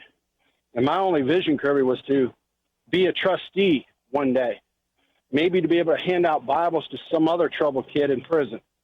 That was the vision I had. But what God had planned for me, oh my goodness. Think of Jeremiah 29:11. What God had planned for me was so much greater than anything I could ever fathom. And so 2.5 years into my sentence, I was released. I was released into a program. I know everybody's going, what? I was released into a program called Alternative Sentencing Program for youth offenders, where they found somebody who committed this heinous crime without hurting anybody. And I helped Down syndrome kids for 5 years, 40 hours a week, and taught them guitar. Wow. And I can tell you, Kirby, I've learned so much more from these kids. Mm-hmm. They gave me more life than I ever had in the 18 years that I was alive. And then it went on a month after I was released. I was at an apartment in Arlington, Virginia, and there was a lady there, and she screamed. She said, "You're the one." And I was there for a youth group thing from a church locally in Sterling, Virginia. Anyway, I ran out of the building. I thought, oh, great, she knows who I am. I'm out of here. And one of the other people followed me and said, no, you need to listen to what she has to say. She was one of the lobbyists at the United States Capitol, and she had been working on a passion play at Lafayette Park in front of the White House to the Capitol for 4 years, while Tip O'Neill and Ronald Reagan were in office, and finally got it passed. And she said to me, she said, I had a dream 2 years ago that God was sending me a young man to play the part of Christ. Yes. And that young man is you. You. So and my mouth about hit the floor when she said that. And then for the next 4 years at the Capitol, Times Square, Boston Common, I played the part of Christ in front of tons and tons of people, lost souls, if you will. God used this. He did exactly the prayer I asked him in that cell. I said, you take it and show the world what you can do with it. And he did exactly that verbatim. And I get excited when I think about that. Sure. Let's take a break. Yeah, I need to take a break. But again, you got a whole section here on the role of a lifetime and some others. And so when we come back, we'll continue our conversation with T.J. Stevens. Again, the book is Once a Shooter. And first of all, we talk about some very dark parts, which give you some understanding of the pain of young people that especially have been through dysfunctional families, abuse, and all the rest, but also just some incredible miracles that I think you're really going to enjoy as well. Let's take a break. We'll continue our conversation with T.J. Stevens right after this.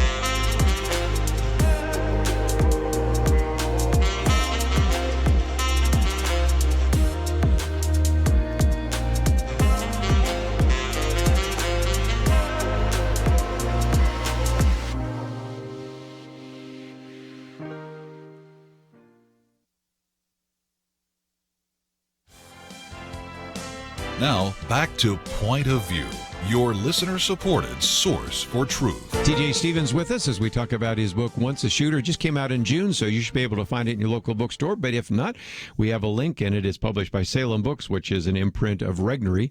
And T.J., we only have a few minutes left, but I thought we might talk about what you're doing now. The whole music industry. You talk about, of course, getting a role of a lifetime playing Jesus, but even more so, some of the things that you've been able to do in the music world.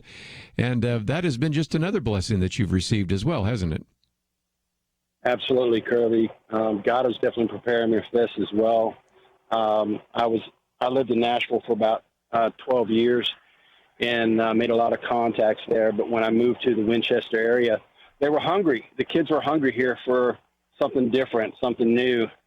So I started calling people down in Nashville through some friends of mine and a pastor over here, Pastor Andy Combs, in Winchester, Virginia. He's helped me get this set up as well. And we organized our first event in 2014 to reach kids and support kids. I think we benefited a little girl had neuroblastoma cancer the first year. We've supported Christian schools, just community-based helping others, because in our helping, I found my healing. And the connections as far as the concerts go and seeing the kids come forth during invitation. Mike Weaver from Big Daddy Weave invited them up forward. And when they did, the Lord spoke to my heart, because I've asked him my entire life. I'm almost 56 years old now. I said, Lord, why did you let me live? Why me? Of all the shooters, why me? That's when he spoke to me. When I saw the kids come forward, he said, this is why. Wow. I let you live. Because I can't do that, Kirby.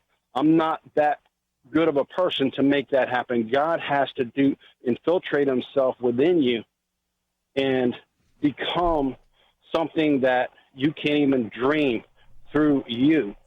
And there's so many people in the area. I work with police departments, state police, city police, and county police. It's just amazing. Everything that I did as a child for evil, now I'm doing for God for good. And working in schools, believe it or not. I speak at organizations, police events, schools, and I just go in and really give them perspective of hope, to see truth, not try to preach to them, but just use my testimony for them to overcome the obstacles in their life. And that's my ultimate goal. That's why I wrote this book, to find these kids so we can save more kids and bring them back to Christ, put prayer back in our schools, put Bible studies back in our schools, and give these kids hope. So again, let's see if we can talk about how people can use this, because we have, of course, a link to some of your social media, whether it's the Facebook page, your Twitter post. We also, of course, have the I Am Second video, and you can watch that as well. So I think that's really a great opportunity. Then get a copy of the book. But how can people use some of the things that you have been through, and how can they connect up with you, and maybe you do something in their own community that would reach out to some of these troubled kids? Sure, they can go straight to Stephen's Music Group online, or they can go through onceashooter.com and contact me that way. And I'll be more than happy to have a conversation with guidance counselors or whoever, youth pastors, and if they need direct contact with me, the best way to reach me would be through Edgery, Salem Books. Through onceashooter.com. Yeah, so if you just type onceashooter.com, it'll take you to Regnery, and then it gives you some of that information. There's a contact point.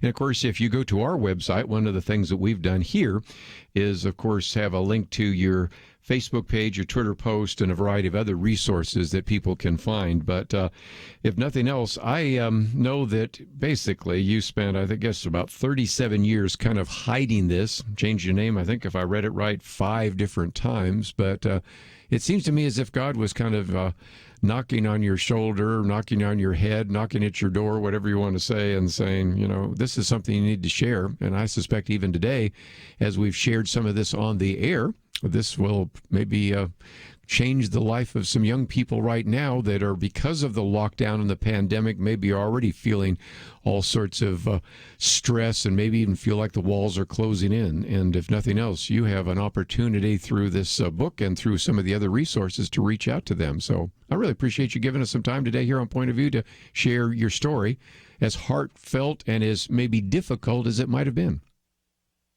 Kirby, thank you so much, brother, for this opportunity, and God bless you, and God bless your listeners. Next time I'm in Winchester, I'm going to shake your hand. How's that? Absolutely. Reach out to me. I'll take you to a concert. Sounds good. Again, if you just joined us, we've been talking with T.J. Stevens. The book is entitled Once a Shooter, Redemption of a High School Gunman. And it's just an incredible book, which on the front end is a little difficult to understand these voices talking to him and him wanting to go out and kill and to eventually destroy himself. But in this particular case, the shooter was not shot. The shooter actually was paroled in a remarkable way, became a believer, and has had just this incredible ministry. And so now that this book just came out in June, I thought it would just be a great opportunity for you to know more about it. And how many times do we have, when one of these shootings take place, we say, what was in the mind? Why did they do that? Many times I say, I really don't want to know, but in this case, we did find out. And it also reminds us that we have many other troubled young people that we need to reach out to and to see the ministry that we can have in their lives. So again, one more time, you can go to onceashooter.com if you want. That's an information. Of course, you can simply go to pointofview.net and you'll find everything that you need to know. Next hour, we're going to talk about this idea of transgender issues, and that is going to be kind of another controversial issue, but I thought I would pause just for a minute to say that, as you may remember, we had a matching grant, a matching fund, if you will, on the table. We actually had two $50,000 ones. We were able to meet the first $50,000, but again, we have work for the second one. So for the entire total, as of the mail today, we're at almost $72,000 out of the $100,000. So some of you want to know, do we still have a matching fund on the table? Yes, we do. Fortunately, Foster Freeze, when he mentioned that, said, well, I'll give you till July 15th. Now, that's just a week from Wednesday. And so if my math is right, $72,000 means we still need about $28,000 by next Wednesday, July 15th. So additional gifts might be coming in the mail, but probably not much. I think we've pretty much been able to collect what was there. So the bottom line is we have a little bit of a hill to climb, and if you can help us out, we would greatly appreciate that. We wanted to get it all done by the end of our fiscal year, June 30th, but I'm grateful that we could extend it a little bit to July 15th. So again, if you go to the website right now, you're going to see some information about T.J. Stevens.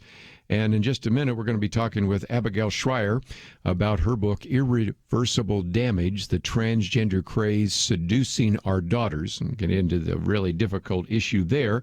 But underneath those two pictures of those individuals, you will see a banner that says $100,000 matching fund.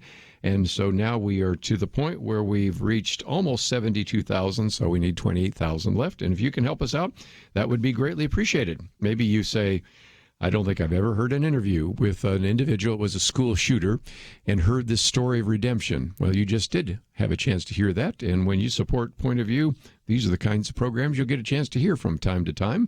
And so, again, go to the website, pointofview.net. Your gift of $100 becomes $200. If you could make a gift of $500, becomes $1,000, and we'll be able to finish that matching fund off. And I'm very grateful for those of you that have already given. For those of you that are out of a job, just tell us how we can pray for you, because we certainly don't want you to feel obligated. But if you can help us out, we do need your help. And we're going to take a break and get back to some really important issues right after these messages. Having civil conversations about important issues seems to be harder and harder. Various media outlets tell people what they should believe, why they should be outraged, and getting people to actually think, well, it can be difficult. Whether it's the gospel, tax issues, social policy, or just about anything else, you need to have solid information and clear thinking to address the hard issues. You need God's truth applied.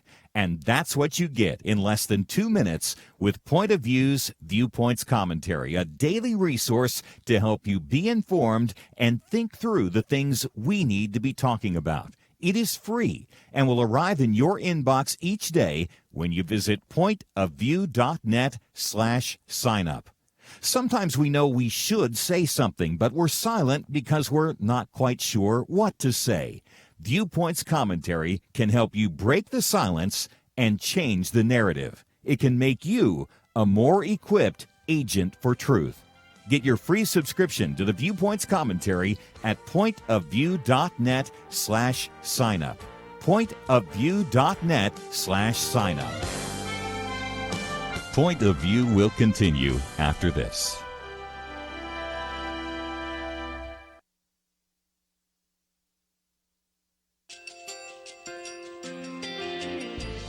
I just want to thank you so much for all the wonderful programming you have. You're just absolutely fantastic. I recently started listening to Point of View, and I really found it interesting because of the different subjects you cover. Thank you for that. I really appreciate everything that you do in keeping us informed. Thank you, Kerby, for everything that you have been doing. I appreciate all the work that you're doing, advocating for the Word of God. Thank you so much. Point of view, I think, is absolutely necessary because it's a Christian perspective, a biblical worldview perspective, and receive very current, up-to-date information about what is really going on, week to week in our culture, which is changing so rapidly, and yet it's morally sliding backwards. Yeah, I'm just, first of all, I thank you guys. Y'all's program is wonderful, and enjoy it every day. I learn so much every time I listen to it. Point of View Radio Talk Show.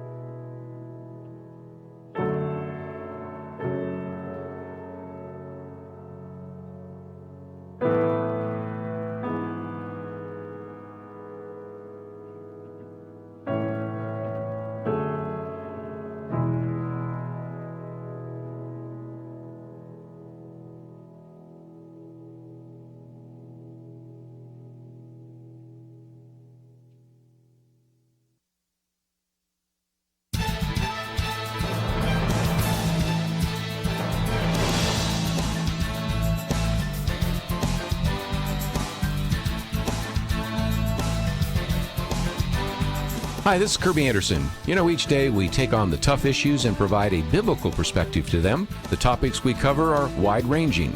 Apologetics, theology, prophecy, creation and evolution, intelligent design, marriage, family, child-rearing, the millennial generation, friends and society, politics, economics, business, religious liberty, the Constitution, public policy, foreign policy, military policy, tensions in the Middle East, abortion, homosexuality, pornography, sexual ethics, media, technology, history, and America's godly heritage. We talk about anything that affects your faith, your family, or your freedom. So don't go anywhere, because Point of View continues right now.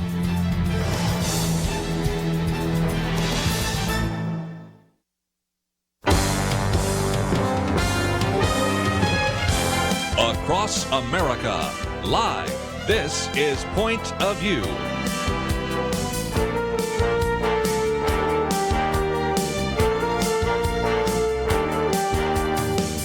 And now, Kerby Anderson. Thank you for joining me this hour. We're going to be talking about the issue of transgender. And again, a parental advisory. If you have young people listening, we're going to obviously get into sexuality and gender issues. So again, just be forewarned. But if you've listened to this program any length of time, you know that we've talked about issues like gender dysphoria. Oftentimes it used to be called gender identity disorder. We've talked about that with Ann Paulk, with Sue Boland, a variety of other individuals. And this, which really was something that only affected a fraction of a percent of the population, has sort of exploded. And so this hour, we're going to spend some time really talking about why that is and what is actually happening, in this case, to our daughters. The book is entitled Irreversible Damage, The Transgender Craze, Seducing Our Daughters. It is published by Regnery. It just came out a few days ago. Abigail Shrier is the author of the book, and an individual that has a degree from, of course, Columbia College, as well as University of Oxford, and a law degree from Yale Law School. Perhaps you've seen some of her articles in the Wall Street Journal and other places, and if nothing else, Abigail, I appreciate you taking the time to tackle such a difficult subject as this. Oh, thank you so much. Thanks so much for having me on. What about this remarkable increase? Isn't it fair to say that it was just a very small percentage of young girls or boys, but we'll just talk about girls since that's the focus of your book, that in one way or another said, well, I'm a girl, but I really should be a boy, and I'm a boy in a girl's body, and that whole gender dysphoria issue was pretty small, but it seems like there's almost a social contagion taking place. Tell us more if you might. That's right. It's very fair to call this an epidemic, and it's all across the West. And the reason you can call it that is this is something, as you said, that afflicted 0.01%, so 1/100% of the population overall, and overwhelmingly it was males. And now we have 2% of high school students identifying as transgender in America, and overwhelmingly they're teenage girls with no childhood history of gender dysphoria at all. So this is not what gender dysphoria looks like. We know that. And we know that the prevalence is even higher within friend groups. So it looks a lot more like anorexia than it does look like gender dysphoria. It's young girls in distress deciding together that the problem with their pain, the reason they're so unhappy is because they're so fat, or in this case, so gender dysphoric. I love what you say. 3 decades ago, these kids or these girls might have hankered for liposuction while their physical forms wasted away. 2 decades ago, the trans-identified teens might have discovered a repressed memory of childhood trauma. Today's diagnostic craze isn't demon possession, it's gender dysphoria, and its cure is not exorcism, laxatives, or purging, it's testosterone and surgeries. And so in some respects you've seen, and I guess since I'm the old guy around the table, I've seen these trends and these fads come and go, but in some respects tying it back to something like anorexia makes some sense because it does seem to be more of a social contagion, not a mental or psychological kind of issue, wouldn't you say? Well, it's not. These girls are in genuine psychological distress. We know that they are experiencing, teenage girls today are in the midst of the worst mental health crisis we've ever seen, with the highest rates of suicidal ideation, of suicide, of depression and anxiety, and other modes of self-harm we've ever seen. But in prior generations, when a girl came out or identified herself as bulimic, She didn't get the encouragement and celebration of her teachers, her principal, her therapists, and doctors. But that is precisely what's going on when a young girl decides she's transgender, even though it means harming her body in all kinds of ways. Let me just mention, too, there's about 12 chapters here. There's an introduction and then a number of chapters and then an afterward. And we're going to look at the girls, the puzzle, the influencers, the schools, the moms and dads. I love the opening on the one on the shrinks with the chicken, but we'll get to that in a minute. Dissidents, some of these others. But let's get into just basic biology. Sometimes when I speak to the subject of sex education and the rest, I also point out that young girls are reaching puberty earlier than ever before. And as a result, you also document this as well. So as a result, it is even more difficult in this 21st century world than it was, say, maybe in the 19th century. Help us out. Yeah, so the girls are younger, when puberty occurs, but it isn't just that they're physically younger; they're much, much mentally younger. So we experts like Jean Twenge, academic psychologists who study generations, note that Gen Z is the most sheltered generation, and they spend the least time with other kids in person. So they are spending a lot of time with their parents, and they're very, very young when puberty hits. At the same time, they're on social media, which makes them feel bad. It's very cruel in the way it pits them against each other and has them compare their bodies all the time. So I think it's fair to say that puberty has never been so tough on teenage girls as it is today. Yes. Well, and you just mentioned something in passing, because we oftentimes talk about Jean Twenge. We do a millennial roundtable, sometimes talk about Gen Z or the iGen generation.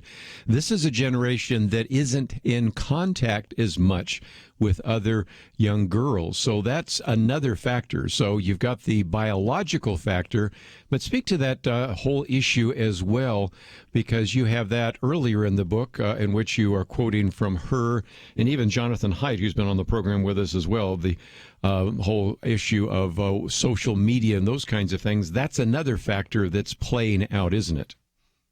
Absolutely. Social media is so cruel to girls. We know that it makes all of us a little crazy, right? It makes us feel bad when we go in and compare our lives to each other's. But teenage girls are particularly vulnerable to worrying about how they measure up and whether they're liked by their peers and included. And today they go onto social media and they can see how much more popular another girl is. And not only when they don't get invited to a party, they actually have to look at all the pictures of that party. It's extremely cruel. And then the comments are cruel. And making that even worse, there's a host of transgender. I mean, literally, there are, thousands upon thousands of influencers on social media, young people making videos who can't wait to tell teens how great you'll feel if you just go on testosterone. And so again, it's reinforcing a behavior that in the past, the parents and the culture and the teachers would have said, I don't think that's such a good idea, right? Right, exactly. And it's very cruel, I'll tell you, because these girls are in genuine distress. They really do have high anxiety. And one of the good,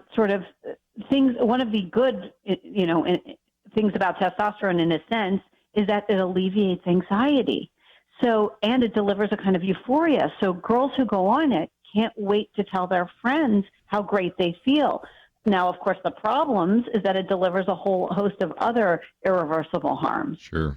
Well, let's take a break, and when we come back, we're going to get into the different aspects of that.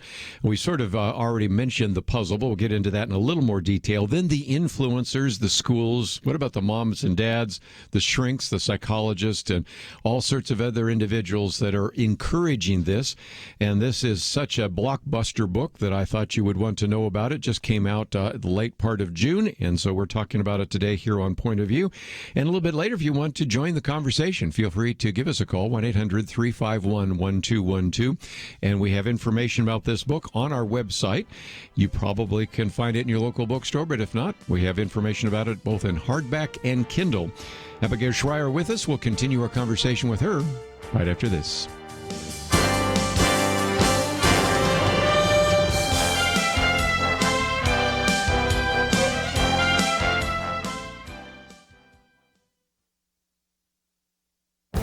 This is Viewpoints with Kerby Anderson. Proponents of expanding mail-in balloting argue that most of the concerns being raised are hypothetical and might not even take place. Well, now we have an example out of New Jersey that is so significant that nearly 1 in 5 ballots had to be rejected as fraudulent. Paterson is the third largest city in New Jersey. In the city council election, 16,000 vote-by-mail ballots were received, but only 13,000 votes were counted. More than 3,000 votes were disqualified by the Board of Elections. Some groups, like the NAACP, even called for the entire election to be disqualified. Over 800 ballots were invalidated for appearing in mailboxes improperly bundled. Another 2,300 were disqualified because the signatures on them did not match the signatures on the voter records. And there are stories of people who discover they supposedly voted and said they never received a ballot and did not vote. Individuals who study elections have long concluded that voting by mail accounts for the most common type of voter fraud. The example from Paterson, New Jersey illustrates that so well. It also illustrates how voter fraud can affect very close elections. Initially, a challenger in one seat defeated an incumbent by 8 votes. Consider that this was just a local election, but still ended up with more than 3,000 fraudulent votes cast in a single county in New Jersey. You can begin to extrapolate to whole states that are pushing for mail-in voting to see the potential problem that could arise. We have at least 378 counties in which there are more voter registrations than there are citizens of voting age in the county. Some voters have moved away. Others are registered more than once. Voters who have died are still on the rolls. Mail-in election fraud isn't just a hypothetical threat, it's a real danger. I'm Kerby Anderson, and that's my point of view.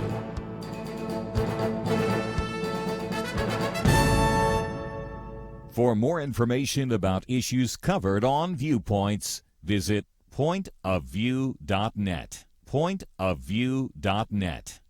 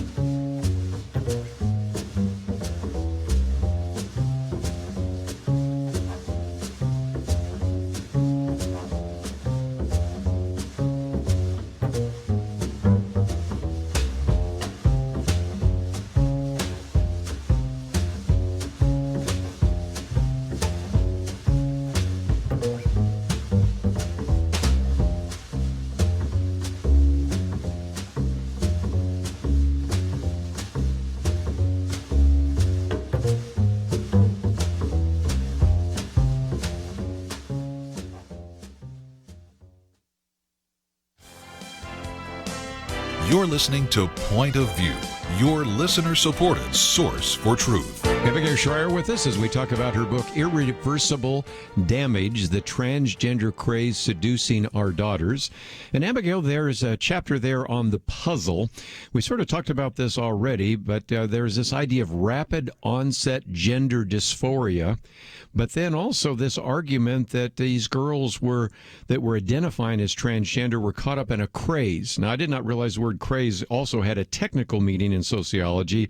It's a cultural enthusiasm that spreads like a virus. But in some respects, we've gone from just a fraction of young girls who identified as gender dysphoric, or whatever phrase you want to use, to a variety of those showing up simultaneously. So what were you finding, especially when you were quoting from Dr. Littman?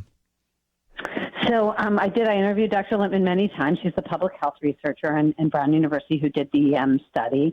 And the thing is, when gender dysphoria existed, we have a 100-year diagnostic history. We know what gender dysphoria looks like. It looks like it comes on in early childhood, and it's little boys, really insisting they're girls, only wanting to dress as girls, only wanting to play as girls, and sometimes even punching their private parts, really just showing discomfort. It was not girls in any significant numbers ever in the entire diagnostic history. And when it did emerge in early childhood for girls, they always had this childhood history. So we never saw it among teenage girls. Now teenage girls are the leading demographic. Wow. Okay. In 2016, for instance, the number of gender surgeries on biological females quadrupled. So again, this is a very significant issue. One of the things I thought was kind of interesting is that because Dr. Littman has done this research. It's so hilarious. They say, well, then she must be right-wing. She never voted Republican. She must be a Christian. No, she's Jewish. And so I appreciate you pointing that out, because as soon as you at all go across anything that's seen as politically correct, you start getting these labels, and every one of them does not fit her for sure. But let's get into another chapter, because since you have so many chapters, I want to finish on time. But the influencers, because this is the key. Where is this coming from? And there are a number of statements that I love. If you think you might be trans, you are. Now, we've seen this a little bit in the homosexual movement. That is, if you've ever had feelings for somebody of the same sex, well, you need to act on them because maybe you are. So there were a number of these kinds of phrases and cliches that are used that maybe even made this more likely. What did you find? So the thing to know about this is that social media has so many of these transgender influencers, and they are major influences in children's lives today. Teenagers do not spend as much time in person together, but they spend a lot of time online. And there are repetitive phrases, as you just brought up, that allow them to basically self-indoctrinate and be told, if you don't feel like a girl, you're not a girl, you're something else. And one of the things about these is that it's very easy to stumble upon them. So you might not even be looking for a transgender site. In fact, a lot of the kids come to this through an art sharing site called DeviantArt.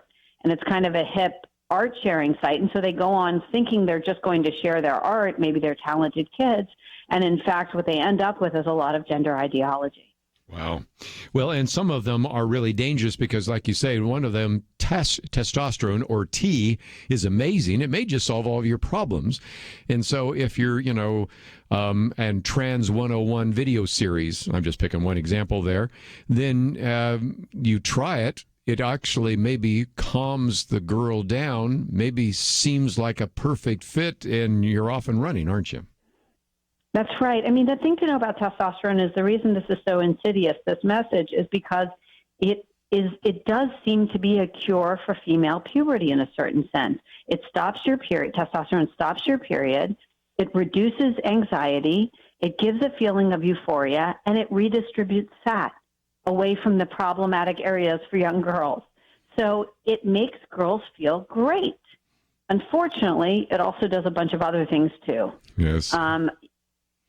So it does cause all kinds of irreversible harms, in addition to being extremely risky in terms of cardiovascular effects, and increases rates of heart attack by a lot. It also gives body hair, facial hair, and changes private anatomy, as well as leading to infertility. We can also see why some of these girls who are saying, I want to be an athlete, but I've got these trans boys now calling themselves girls, so I guess they'd be trans girls, but they are boys. They're out competing us in every one of these events, so maybe the only way to even up the odds is to take testosterone and play their game against them with hormones. I think it's not lost on girls today that they have fallen in status in the broader culture. When they see mediocre boy athletes being able to take their trophies, they know that the culture has turned against them. When they see biological men, as has happened, when they go into their locker rooms and find a biological male showering there, a grown man in their showers, and they are told by the pool that that's allowed because he identifies as a woman, they know the culture has turned against them. And what they're looking for is a victim identity that will give them a shield from all the sort of lack of status in the broader culture. And choosing a transgender identity gives them that shield and that status. Yes. One other one I want to get to before we move on to another chapter. If your parents loved you, they would support your trans identity. That's the other insidious aspect of this, is it turns kids against their parents. It says your parents don't know what they're doing. Of course, that's a good lead up to what we're going to talk about in just a minute in terms of the schools. But this idea that your parents don't know what they're doing, and if they really loved you, they would actually go along with your desire to go trans rather than to actually warn you about the possible dangers of it. That's right. I think of these transgender influences online as sort of the worst influences in every high school times 1,000. They're enormously charismatic. They produce these incredibly well-edited videos, so they come across as perfect. And they are constantly pumping messages that are really harmful to teenagers, like you should cut off your family.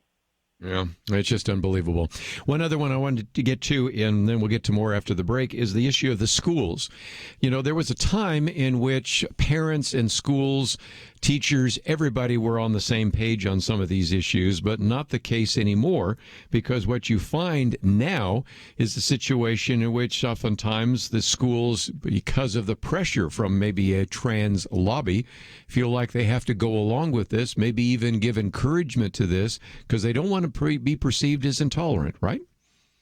Right. So one of the chapters I was proudest of is honestly my investigation into the California public school system. There you go. Which is so radical, and it's so radical and so oppositional to the wishes of parents. And they have foisted on people a gender ideology and sexual orientation curriculum that parents are not allowed to opt out of. Many times they don't even realize it, because it goes under the guise of anti-bullying.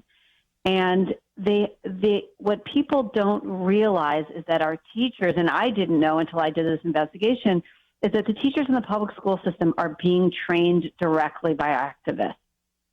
Yes. And we've seen some of that happening in the past, you know, because when we've had these anti-bullying programs, they were oftentimes LGBTQ type of individuals, and that's what's going on there. And I was struck by just even the way in which you had letters that you receive from like the Teachers Association and things like that. M.X. Shrier, you know, instead of not Mr. Miss and the he, she and all that kind of stuff. I mean, they're just trying to be as politically trans correct as possible. But we need to take one of those mandatory breaks, and we've only gone through a few chapters. We'll keep it up as we go through the break and then get into some more of this afterwards. But if you find yourself saying, okay, I would really like to read this book, I don't want to read the book, but I know I have to read this book. I really need to understand this. Or perhaps you have a friend that's maybe struggling with that, with his or her daughter. Again, we have information about this. I am sure you probably will be able to find it in your local bookstore, but we also have it available today on our website that you can find the link and get it both in hardcover and Kindle. It is an important issue. It's one we've identified before, and this is perhaps one of the most thorough books I've seen on the subject, and we've talked about just a few of the issues in terms of the girls, the influencers, and the schools. When we come back, we're going to talk about the moms and the dads, the shrinks, the dissidents, I love that piece, as well as the regret, the way back, and just all sorts of other things. We're trying to tell you the truth. Sometimes that can be very controversial in this day and age, but that's why we're covering this today. And if you'd like to know more about Abigail, or if you'd like to know more about the book, you can click all sorts of information that we have available on our website, pointofview.net. And if you'd like to join the conversation, we'll open up the phones, 1-800-351-1212. We have a lot to cover, so you may just want to sit back and listen, but if you got a question, we'd be willing to entertain it as well. We'll be back right after this.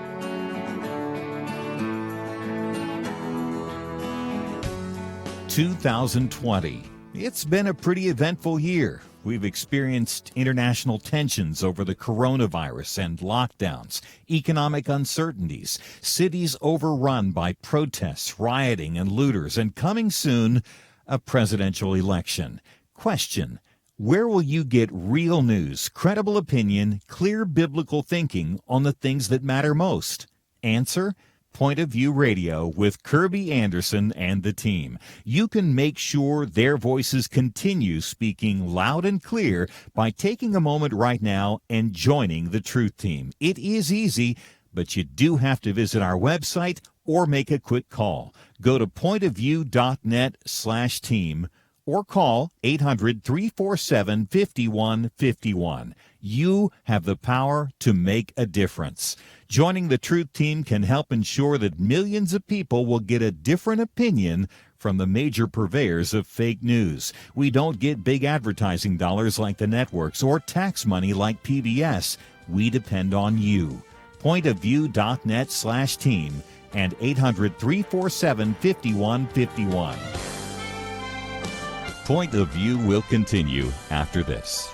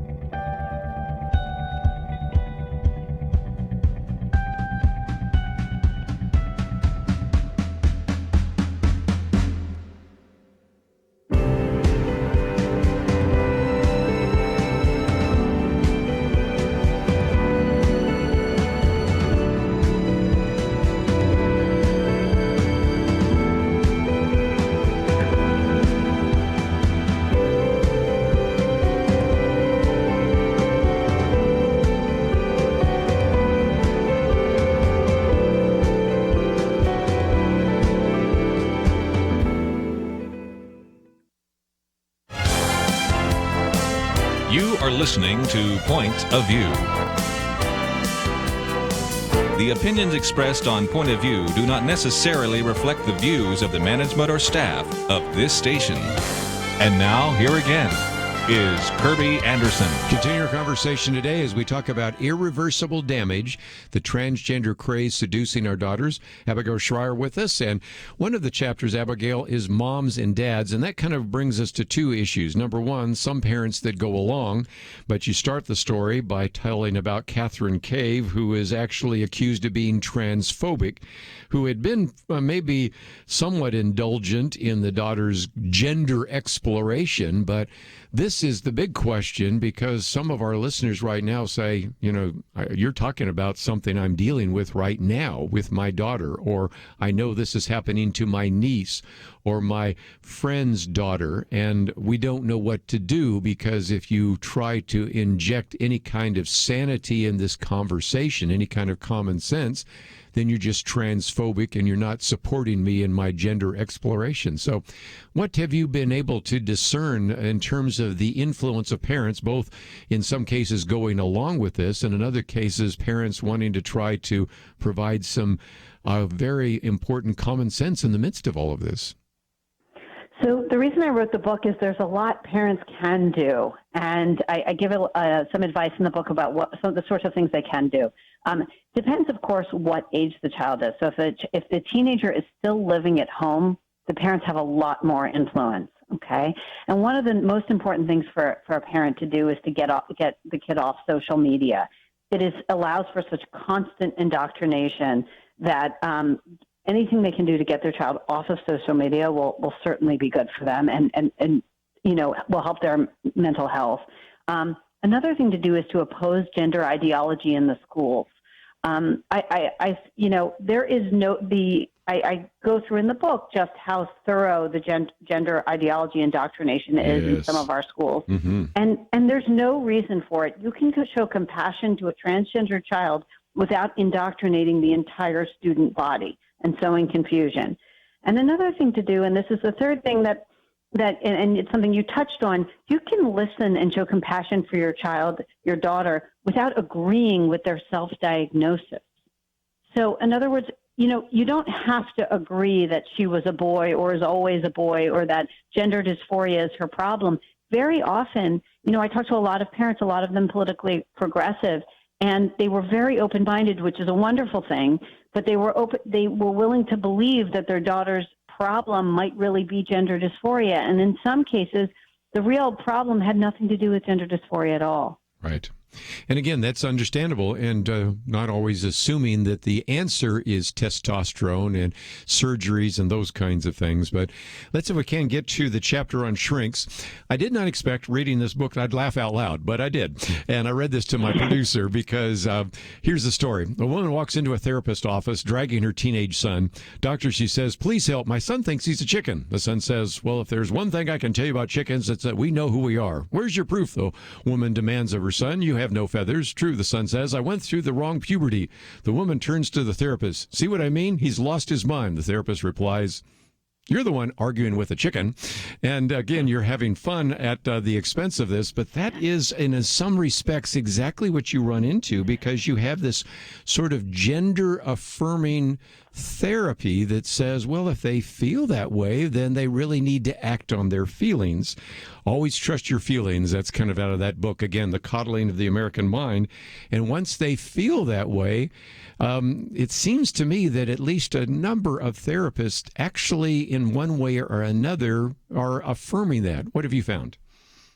So that's right. That's the standard of care for therapists in America today is affirmative care. They are told they must affirm, they must agree with the self-diagnosis of the patient.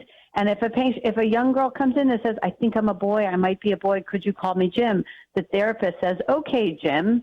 Now, and treats her as if she's correct. Now, imagine we let this be the treatment for anorexics. Imagine a girl came into her therapist and said, I feel so fat. Please call me fatty. I know I'm fat. And the therapist said, okay, fatty, let's talk about how we can get you liposuction. We would say that was monstrous, but that's what's being done to young girls who say they have gender dysphoria. One of the arguments for this is that if we don't, they might kill themselves, which again is a threat, or that an adolescent is the best person to know who she is. I know enough about my years of adolescence, but I wasn't a girl, but you were. And it seems to me that sometimes an adolescent girl is probably the person least able to self-diagnose themselves. What about that? That's right. So that's right. A few things. Number one, obviously the mental health of girls in this position and of transgender teens generally is a big cause of concern. There is a very high rate of suicide. But here's what we don't have proof of. We don't have proof that affirmation and hormones reduce suicidality. And we don't have proof that gender dysphoria is the cause of the suicidality in transgender teens. So given that it may neither be the cause nor a solution, that really shouldn't be used to, force, as a gun to the head to force parents into doing something they don't think is right for their kids. Sure. Which brings us to the dissidents, and I was thrilled that you quote from Dr. Paul McHugh, because we have quoted him many times, but you also quote from sexologists Ray Blanchard and Michael Bailey and a number of others. So take us through this, because there are individuals that have looked at this and said, this is, and they maybe don't use the word crazy, but illogical, whatever phrases they want to use, but they are disagreeing with this idea of gender affirming and giving adolescents, and sometimes this begins even younger, as you well know, individuals treatments and hormones and surgeries and all sorts of things, all in the attempt to cure or treat the problem, which may not be gender dysphoria in the first place. That's right. I interviewed all kinds of world experts on gender dysphoria and and psychiatry. And one of the things they agreed on, although they disagree within themselves about how they characterize gender dysphoria and what the appropriate treatment might be, right, they all agree on a few things. One, that this population does not seem to have actual gender dysphoria. And two, it doesn't seem that, and two, importantly, this is a psychopathology. It's something to treat, not to hand over the prescription pad to the young teenagers. Yes, and it seems to me that that's a key point, is that if you look at this, the argument has always been that the reason these young people are then, because they were getting transgender treatments, still committing suicide, is because we're so anti-transgender, anti-homosexual. But if you go to other places, Abigail, around the world that are much more tolerant, say the Nordic countries and things like that, you still see the suicide rate. So it suggests to me that the easy argument that this is just due to the fact that we're so transphobic isn't really the case. And again, almost to a person, they acknowledge that there may be an issue here, but it isn't gender dysphoria. And they're also pretty much agreeing that doing surgeries and other kinds of hormonal treatments aren't actually solving the problem at all, is it? Not for these girls, it's not, because gender dysphoria wasn't really their problem. And that's really the reason for the book. If these girls were flourishing, I tell the story of Julie, that's the name I gave her, and she's one of many, a young girl who in high school was such a talented ballerina and was really looking to do it through college and professionally. And she really got caught up in this. And she ended up, she never went to college. She's now, I think, working her way up in a restaurant, finally managed to become a waitress. But this was a young girl with so much promise, and she's gone through the double mastectomy and whatnot, who once she got caught up into this ideology, her whole future got derailed. And that's very often the story. Yes. Well, let's, if we can, talk about the promoted and the demoted. It's gone this long before I've actually said the words Caitlyn Jenner, okay? And, of course, you also point out that Christine Jorgensen was perhaps the first American transgender celebrity. But what you have are those which are promoted, and that also gives encouragement and emphasis towards this transgender movement, doesn't it? Yeah, when girls are in distress, especially psychological distress, it's hard to explain your pain to someone in a way that will make them listen. So at various times in our history, people explained it in terms of multiple personality disorder because that got everyone's attention, and they believe that to be the case. And today they look into the culture and they wonder what might be wrong. And there's so many television shows and celebrities that will tell you that gender dysphoria is the problem. So they've latched onto this as their solution and their problem. And unfortunately, the medical professions have just gone along with it in a really unquestioning way. Yes. Well, let's take a break, and when we come back, we'll get a little more specific about the transformation, testosterone, and the risks, surgeries, and even the regrets. And so, again, we'll continue our conversation. The book is entitled Irreversible Damage, The Transgender Craze Seducing Our Daughters. We'll continue that conversation right after this.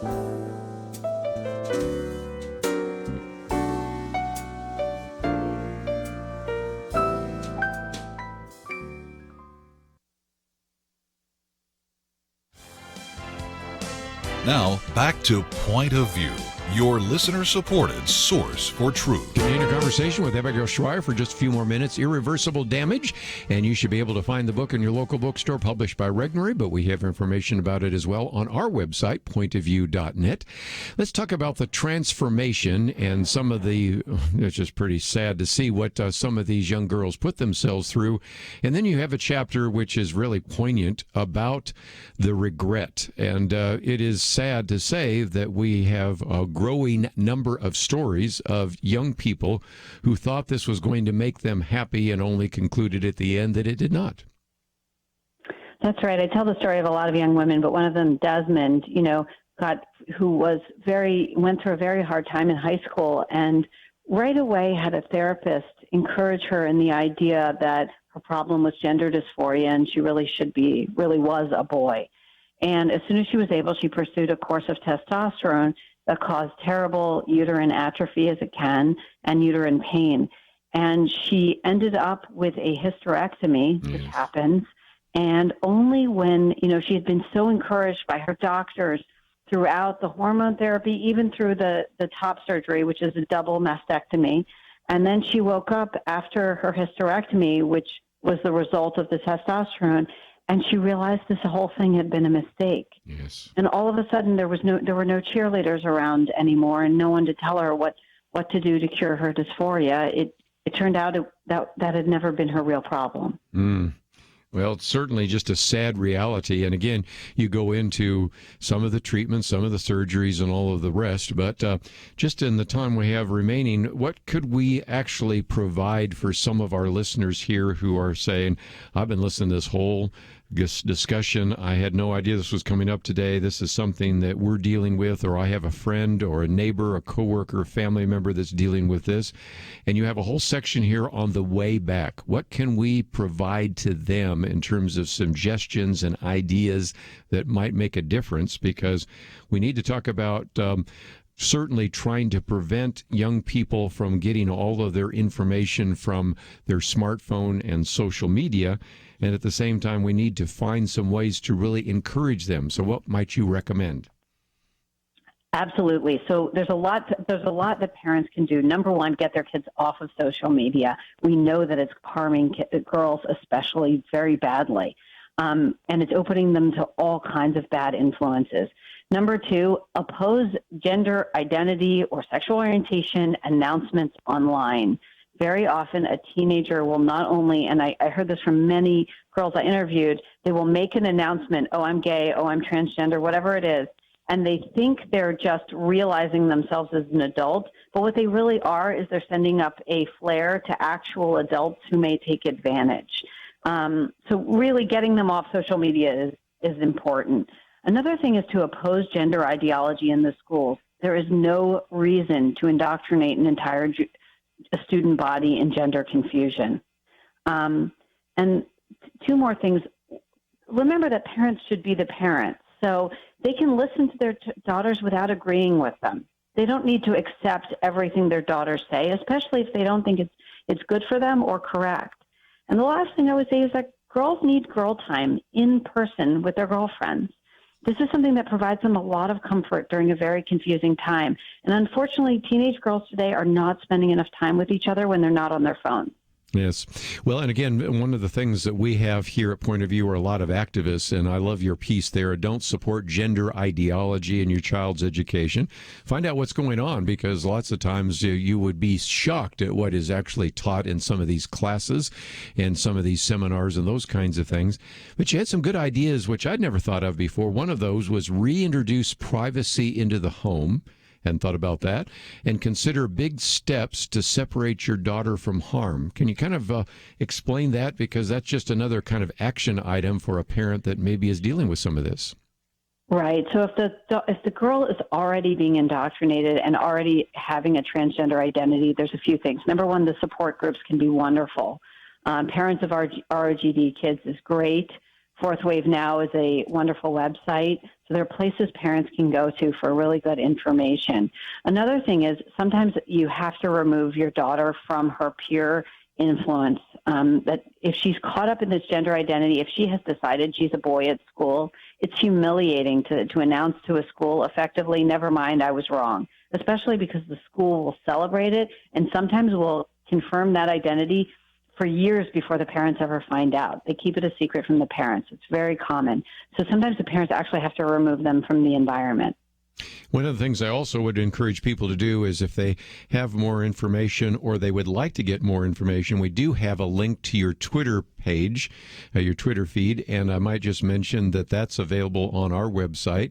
And I noticed that you've posted quite a bit about this book and other information, so that would be a way in which people could contact you. And of course, would you be available to come and speak to groups that are wanting to address this issue? Because now that you have a book out there, I would imagine that there would be a lot of people that would want to schedule you to come and speak to some of these issues. Absolutely. I'm very happy to do that. In fact, parents get in touch with me all the time. So I'm talking to parents all the time, and I'm very happy to talk to parent groups anytime. I would mention that you have just an enormous number of endnotes and even a suggested bibliography. So if people say, well, is this just her ideas? First of all, no, because you have done some great interviews with individuals. And as far as I can tell, it is perhaps one of the most complete books I've ever seen on the subject. So it is to be commended to our listeners. And I just want to thank you, Abigail, for giving us some time today here on Point of View. Thank you so much. It was a pleasure, really.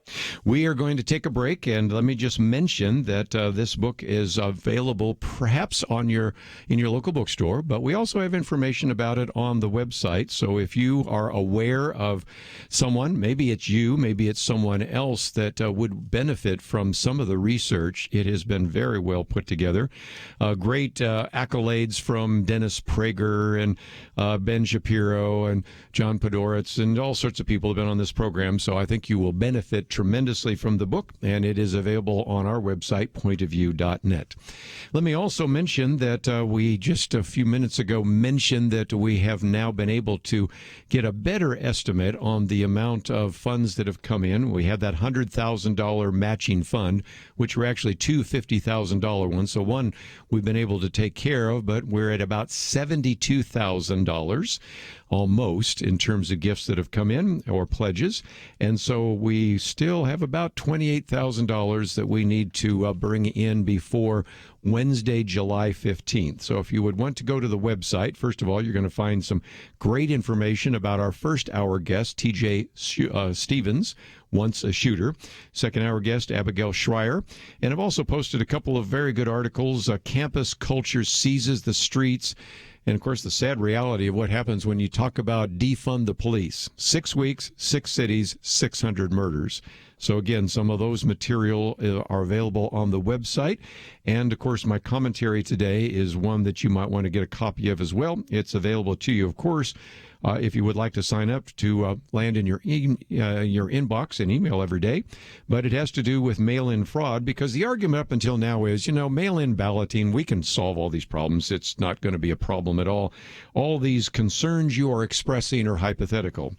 And so I said, well, no, not really, because if you look at the third largest city in New Jersey, Paterson, New Jersey, they had a city council election, 16,000 ballots, only 13,000 were counted because more than 3,000 of them were fraudulent. This is in just one county in New Jersey. Expand that now to the United States. We have 378 counties in the country that have more individuals registered to vote than we have people of voting age in the county. There's too much potential for abuse, so that's why that article is up there today as well. Well, I hope you appreciated some of the conversation we had today. It's been quite a day, and we've covered a lot of very important issues. I want to thank Andrew and Steve for their help behind the scenes, and I look forward to you joining us tomorrow right here on Point of View. Having civil conversations about important issues seems to be harder and harder. Various media outlets tell people what they should believe, why they should be outraged, and getting people to actually think, well, it can be difficult. Whether it's the gospel, tax issues, social policy, or just about anything else, you need to have solid information and clear thinking to address the hard issues. You need God's truth applied.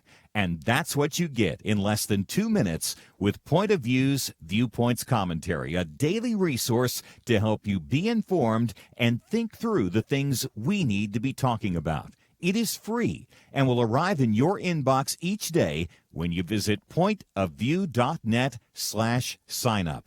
Sometimes we know we should say something, but we're silent because we're not quite sure what to say.